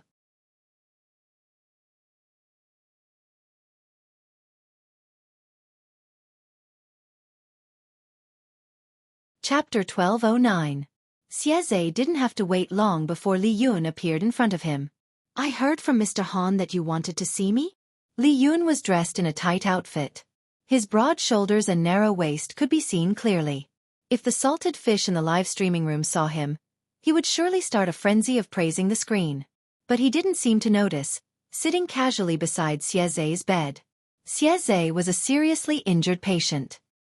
He could only open his mouth to speak, move his eyes, and barely tilt his head. His gaze was firmly fixed on Li Yun's face. He stared for a long time without blinking, until his eyes were dry. Alike, they really are alike. The more he looked, the more he felt that Li Yun resembled his uncle when he was young.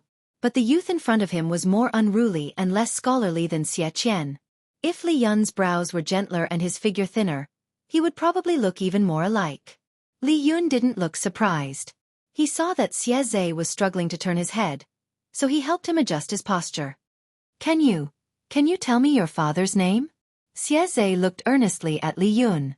His black and white eyes were very clear and clean, giving people a good impression at first glance. Li Yun said gently, My father is Xie Qian. It is said that his ancestral home is in Yongning County. Xueqi's emotions fluctuated violently. He was so excited that he wanted to jump up, but the moment he exerted force, it pulled at his wound, causing him to cry out in pain. Are you telling the truth? Xueqi gritted his teeth and endured the pain.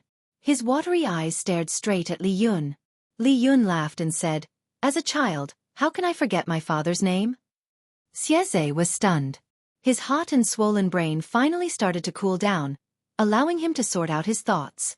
According to Mr. Han Yu, the person in front of him already knew about their blood relationship. "Do you know that your father is from the Xie family of Yongning?" Xueqi asked tentatively. Li Yun said, "Of course I know. Since first uncle didn't die, why didn't he bring you back after so many years?" Xueqi suddenly thought of Li Yun's surname. His expression became strange. He asked hesitantly, "Could it be that first uncle has a grudge, resenting the family for not standing up for him?" It was Li Yun's turn to be unable to keep up. Xueqi couldn't blame the family for this matter, right? Xueqi had caused trouble, so the Xie family had no choice but to remove his name and use this method to protect him.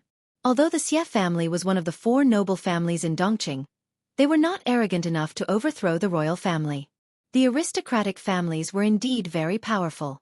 They toyed with authority and looked down on the imperial power, but they were not a monolithic bloc. There were conflicts of interest between the families, and they kept each other in check. If not for that, how could the royal family of Dongqing have a chance to breathe? They had been waiting in line for a long time. "My father never complained." Li Yun comforted him. "Back then, my father jumped off a cliff and was lucky to escape. Unfortunately, he lost his memory. In his muddle-headedness, he brought me into exile in Fengyi County of Wanzhou. Fortunately, a family took us in, and we settled down." Xueqi said, "Uncle lost his memory." Li Yun said, "He lost his memory for 2 years. The blood clot in his brain slowly subsided, and he regained his memory." Xueqi, who had lost his memory, was muddle-headed and would occasionally go crazy. He wandered around with an infant, but Li Yun did not starve to death. He didn't know whether to be impressed by Xueqi's strong nature as a father, or by Li Yun's tough life and good luck. Xueqi's eyes revealed some pity and sympathy. Although the Xie family's descendants were not as extravagant as the other aristocratic families, they did not have to worry about food and clothing. He couldn't imagine how much Xueqi and his son had suffered all these years. Li Yun did not feel bitter. After all, his martial arts were taught by his father. Thinking about how other feudal families interacted with their children, Li Yun could be considered happy.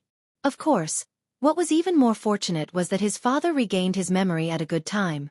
Li Yun did not want to carry the nickname Li Gozhu for the rest of his life. "Where is eldest uncle now?" Xueqi asked. Li Yun said, "Naturally in Wanzhou. Mother's death has been avenged, and the enemy's bones have been reduced to ashes. He has been in a good mood these 2 years, and he looks younger as he lives. If there's a chance, father will probably make a trip back to the Xie family." Although he was removed from the family, father still misses the Xie family. Xueqi's daily routine was to eat, sleep, and play with his granddaughter. If not for Xueqi's decades of morning exercise habits, he would probably have put on weight by now. Xueqi asked, "Pardon me for asking, but why did eldest uncle give you the surname Li?" Although the family had removed him from the family, Xueqi's son was innocent. How could he take another surname? Li Yun said, "During the 2 years when father lost his memory, I was adopted by that family and took the surname of that couple. Father felt guilty to the Xie family, so he didn't change my surname after regaining his memory. Now that we're used to it, I'm afraid it's inappropriate to change it again." Of course, this was the reason Xueqi gave Li Yun. He did not tell him the real reason. As an influential figure of the previous generation, Xueqi had long seen through Jiang Pengji's position.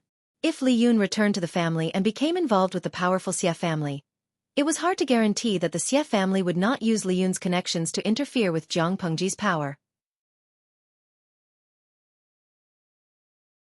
Li Yun was caught in the middle. His position was too awkward. It was fine if returning to the family would bring him benefits, but Li Yun was not a direct descendant of the Xie family. His relationship with the family was close to zero. The disadvantages of returning to the family far outweighed the advantages. Should he turn around and hug the family's thighs, or should he manage his bright future?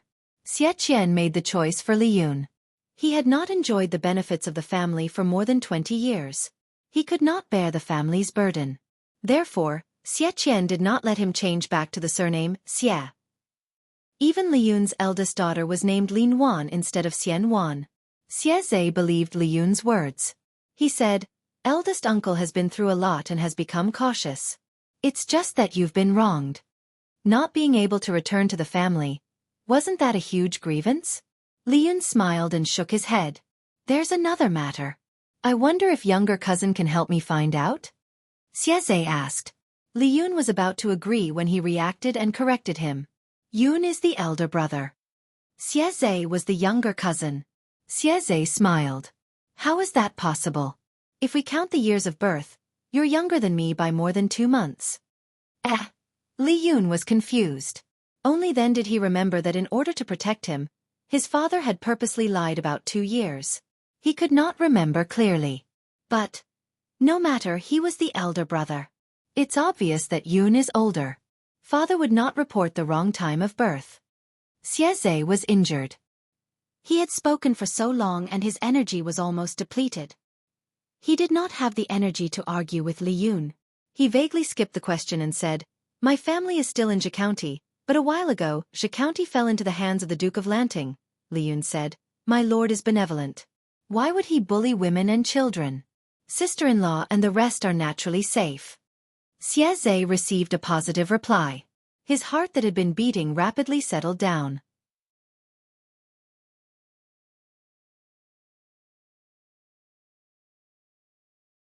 Chapter 12:10. Although he didn't say it explicitly, Xie's intentions were clear. Li Yun naturally welcomed him. It wasn't difficult to recruit Xie. He wasn't as scheming as Han Yu. Jiang Pengji didn't even need to do anything. Because Xie had expressed his intention to submit, the medical soldiers taking care of him were more cautious and attentive than before. Conquering Han Yu and Xie didn't mean that Jiang Pengji had nothing to do. Her ally, Yang Tao, had contributed a lot in defeating Su Bei and repelling Huang Song. Yang Tao was willing to send troops to help her fight this battle. He didn't want to be a Lei Feng. He only wanted half of Zhangzhou and his father's murderer, Zhao Shao. Jiang Pengji had conquered Shanqing. Naturally, she wanted to clear Zhao Shao's name and mail him to Yang Tao. But, where's Zhao Shao? Haven't found him yet? No news yet. It had been 3 days since Jiang Pengji conquered Shanqing. She methodically cleaned up the battlefield, treated the wounded, and counted the losses and supplies. She also sent people to take over Su Bei's troops. Su Bei's entourage was rather luxurious. Many famous people could be found here. Some would rather die than submit. They expressed their disdain and contempt for Jiang Pengji, while others had the inclination to submit to her. However, Jiang Pengji's place wasn't a garbage collection station. Not everyone could join her troops. There were many people under Su Bei's banner. The aristocratic family's power was complicated. Jiang Pengji didn't completely reject the aristocratic family's power. She just didn't want them to take over. If there were clear-headed people, she wouldn't mind putting them in an important position. But there were too few people like Feng Jin. Most of them were experts in politics. They were bent on plotting for their families. They were incompatible with her. Recruiting them would be a disaster.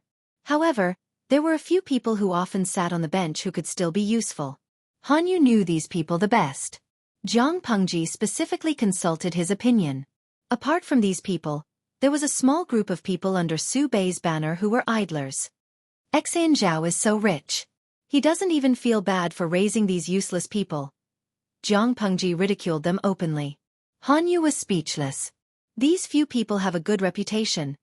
To put it bluntly, recruiting them as hanger-ons was just to build up his reputation. Their nature was similar to ornamental potted plants that looked good. Jiang Pengji clicked her tongue and said bluntly, "Even if you have a good reputation, you can't eat it. Instead, you eat my food, take my salary, and live a better life than me. I don't like it. If I had this spare cash, why don't I nurture another battalion of elites?" As a pragmatist, Jiang Pengji hated these feints. As a new counselor, Han Yu could not refute too much. All he could do was to adapt to his lord who did not play by the rules. Send them all back to where they came from. I don't want their lives. Han Yu was speechless. Could it be that the reason why Su Pei had knelt before this person? Before Han Yu could think further, The messenger's voice came from outside the tent. Jiang Pengji lifted her head to let someone in. The messenger said, "Reporting to my lord, Zhao Shao has been found." Found it? After cleaning up the battlefield for 3 whole days, Jiang Pengji did not find Zhao Shao's shadow even after searching through the captives. Where did he hide? Where did you find him? The messenger lowered his head and reported. Jiang Pengji was speechless after listening. No wonder I couldn't find him. He is a coward. Zhao Shao knew that once the Barbican was breached, his time would come because Yang Tao would never let him go. For the sake of his life, he purposely changed his identity with the servant and disguised himself as an ordinary refugee. He wanted to escape during the chaos. However, he was used to living a luxurious life. His skin was smooth and tender. He did not look like a refugee at all. As mentioned before, men in this era liked to put on makeup. Some celebrities dressed up more diligently than women in pursuit of fashion. As a celebrity, Zhao Shao was no exception. He often took hanshi powder in pursuit of snow-white skin. His snow-white skin could make 99% of the women in the world feel ashamed. The skin on his face was delicate and there were no pores. His eyebrows and makeup were done well. He was middle-aged and still pursued fashion. He did not grow a beard like other men. At first glance, his eyebrows were even more beautiful than women. Because his disguise skills were not up to par, Zhao Shao was not protected when he mixed into the crowd of refugees. Instead, he was targeted by a few gangsters. His belongings were taken away by the gangsters. Since he got his wealth, shouldn't he take advantage of his lust too? A group of gangsters who had been destitute for a long time were interested in Zhao Shao. Poor Zhao Shao. He met with such a situation in his middle age. Although Zhao Shao was also a fan of men and did not mind men or women, he had a distinguished status. He had always been the one on top. Since when did he have to be pushed to the ground and be the one on the bottom? The group of gangsters also felt that they were unlucky. They thought it was a beautiful woman. Who knew that when they stripped her naked, they would find a thing that was similar to them? If there was, then there was. They could not tolerate the thing that was bigger than them. Once the fire was ignited, it was unbearable if it was not extinguished. How could it be cut off so easily? Men were men. They could make do with it. They spat twice. A few of them pressed him down. Another person carried a knife and mounted the horse. Needless to say, Zhao Shao with delicate skin and flesh was much more tasty than ordinary women. The gangsters hadn't had sex for a long time. They were in the mood to fool around for a long time. Of course, the messenger didn't know the details, but he vaguely described Zhao Shao's experience in the past few days. When Zhao Shao was found, he almost didn't look like a human. His delicate skin and flesh were covered with bruises. Almost none of his flesh was intact. Jiang Pengji looked down and asked a question. Who found Zhao Shao? The messenger answered honestly. Jiang Pengji was silent for a while. Han Yu, who was beside her, also frowned slightly. According to the messenger, the process of finding Zhao Shao was a coincidence.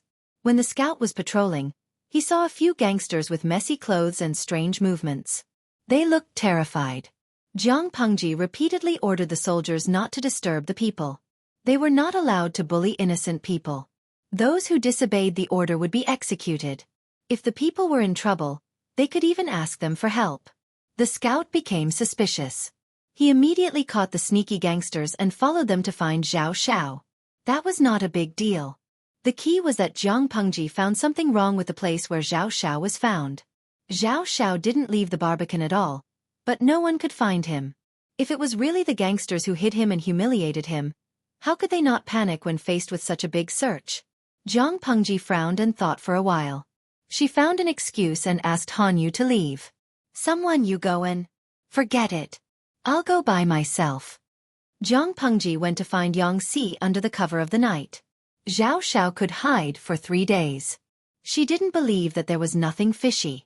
After some speculation, she set the target of suspicion on Yang Si. When Jiang Pengji came to Yang Si's tent, she heard him laughing at someone with his head down on the table. Captain Jiang, you have no idea. That scene. I laughed so hard that I cried. Jiang Pengji was speechless.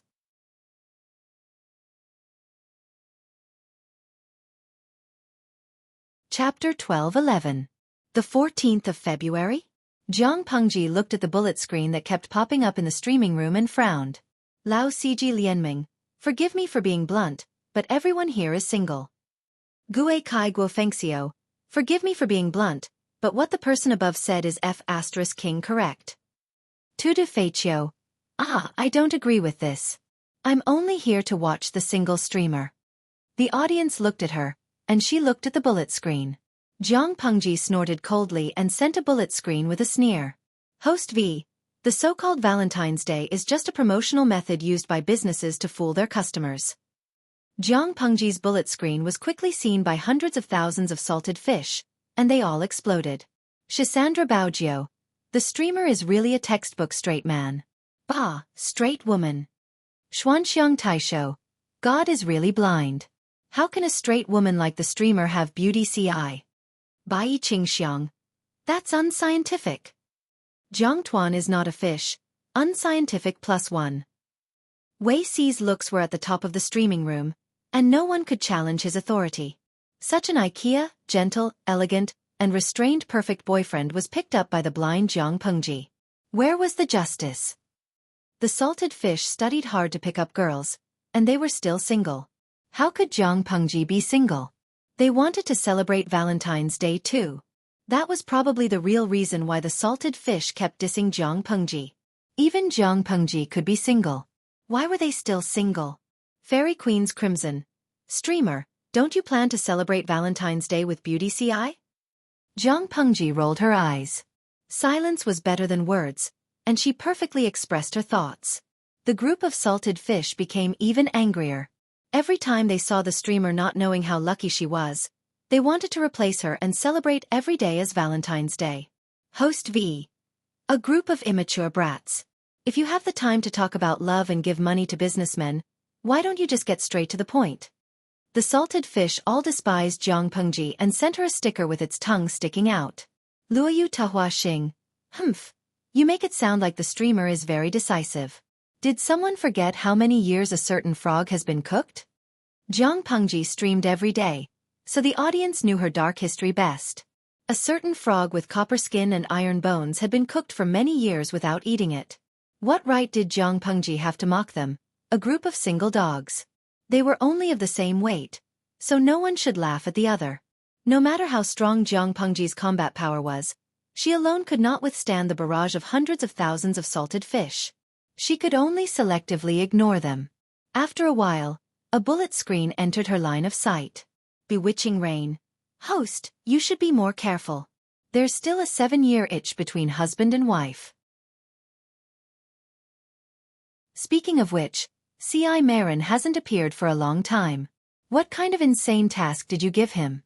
She was indeed an iron-willed woman who only had work in her eyes. If it were baby, he would have used his position to tie Beauty CI to his side every day. Even if he didn't do anything, he would still be very pleasing to the eye. His words woke the people up from their dreams, and many of the audience members also reacted. What has Wei CI been busy with recently? I haven't seen him for a long time. Jiang Pengji did not like to control another person's entire life. She had a relationship with Wei CI, but it did not mean that she had to occupy all of his private time. Even though they loved each other deeply, they still needed a certain amount of privacy. However, with the audience's reminder, she had indeed not seen Wei CI for a while. Well, she kind of missed him. It just so happened that today was another day full of the sour smell of love. Jiang Pengji could not help but be tempted. However, she did not directly go to Wei Si's residence. Instead, she beat around the bush and asked others. It would have been better if she did not ask, but once she did, things became serious. Zi Xiao seemed to have saved a musician a while ago and even took her into his residence. It is said that this woman's appearance is even more magnificent than Zi Xiao's. Jiang Pengji asked a few people in a row. Yang Saifengzhen and the others all said the same thing. They even said that Wei Ci had not left the residence for several days. Yaoling. Bah, you who said the 7-year itch, come out. Jinx. Did you really King hit the nail on the head? Little Lucky. Don't be anxious. What's wrong with taking in a beautiful musician? It doesn't mean that the host can let sheep roam above her head. A group of salted fish that seemed to be persuading but were actually fanning the flames kept setting the pace in the streaming room. Zhang Pengji looked calm. One could not see any anger on her face. Aren't you afraid that he has a mistress in his house? Qiguan Rang asked. Zhang Pengji smiled and said, which family would make such a ruckus that all of you know about it? Forget it. I'll personally go and see what he's up to. She went to Wei Si's residence incognito. Before she entered the house, the sound of a zither drifted out from the courtyard wall. She entered the Wei residence directly from the back door, and walked straight to the waterside pavilion where the sound of the zither was coming from. Before she got close to the waterside pavilion, her originally relaxed mood suddenly became tense. An inexplicable sense of crisis rushed from the soles of her feet to her brain. The salted fish audience had the advantage of having a camera. They saw the situation in the waterside pavilion one step ahead of Zhang Pengji. They saw Wei Si sitting upright in the pavilion in plain clothes. An incense burner was burning on the table. Another cold-looking man in white was sitting beside the zither table. The man's eyes were covered with a plain white cloth that was 3 fingers wide. His exposed face was exquisite and perfect. His skin was whiter than snow, but it did not lose his heroic spirit. The man seemed to have discovered something. He turned his head to face the direction of the camera in the streaming room. His straight eyebrows were slightly furrowed. His action revealed half of his face. The audience seemed to have been poked in the G-spot. They were instantly excited. His appearance did not lose to Wei Si's. The man's temperament was like ice and frost. He had both a sharp and oppressive sword will and a romantic and elegant scholarly aura. He and Beauty Ci sat opposite each other and played the zither. The latter was like a light breeze passing through the mountains. The former was like a sharp and unparalleled sword will. Before they could take a screenshot, the screen of the streaming room went black with a beep. The audience was dumbfounded. F***K. How heyo host, if you have the guts, don't turn off the streaming room. They really wronged Zhang Pengji. She did not have the streaming room at all. She did not expect the streaming to be cut off. She raised her eyebrows with interest and strode toward the waterside pavilion. Zi Xiao, how elegant! I heard that you saved a beautiful woman. Why don't you call her out for a look? Why are you hiding her? Wei Si's heart skipped a beat when he saw Zhang Pengji appear. He glanced at the blind zither player in front of him. The other party was blind and could not see Zhang Pengji, let alone discover her identity. He heaved a sigh of relief. Lanting, don't be sarcastic. When did I hide a beautiful woman? Wei Si went forward to welcome Zhang Pengji. He smiled and said, I was attracted by Brother Luan's zither music a while ago. I was shocked and thought of him as a confidant. Brother Luan is looking for relatives and has no place to stay, so he stayed in the CI residence for a few days. Looking for relatives? I wonder what the relatives you are looking for look like? I have some connections here. Maybe they can be of help. Zhang Pengji glanced at the blind zither player. He still looked as if he was pampering her as if she was an ordinary visitor. However, even if Zhang Pengji was a visitor, the blind zither player was only a temporary guest in Wei Si's residence. His behavior was rude.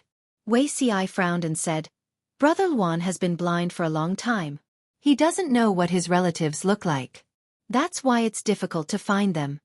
Zhang Pengji sized up the blind zither player and secretly rolled her eyes at Wei Si. The person's sword will was strong. He did not look like a zither player at all. He looked more like a swordsman.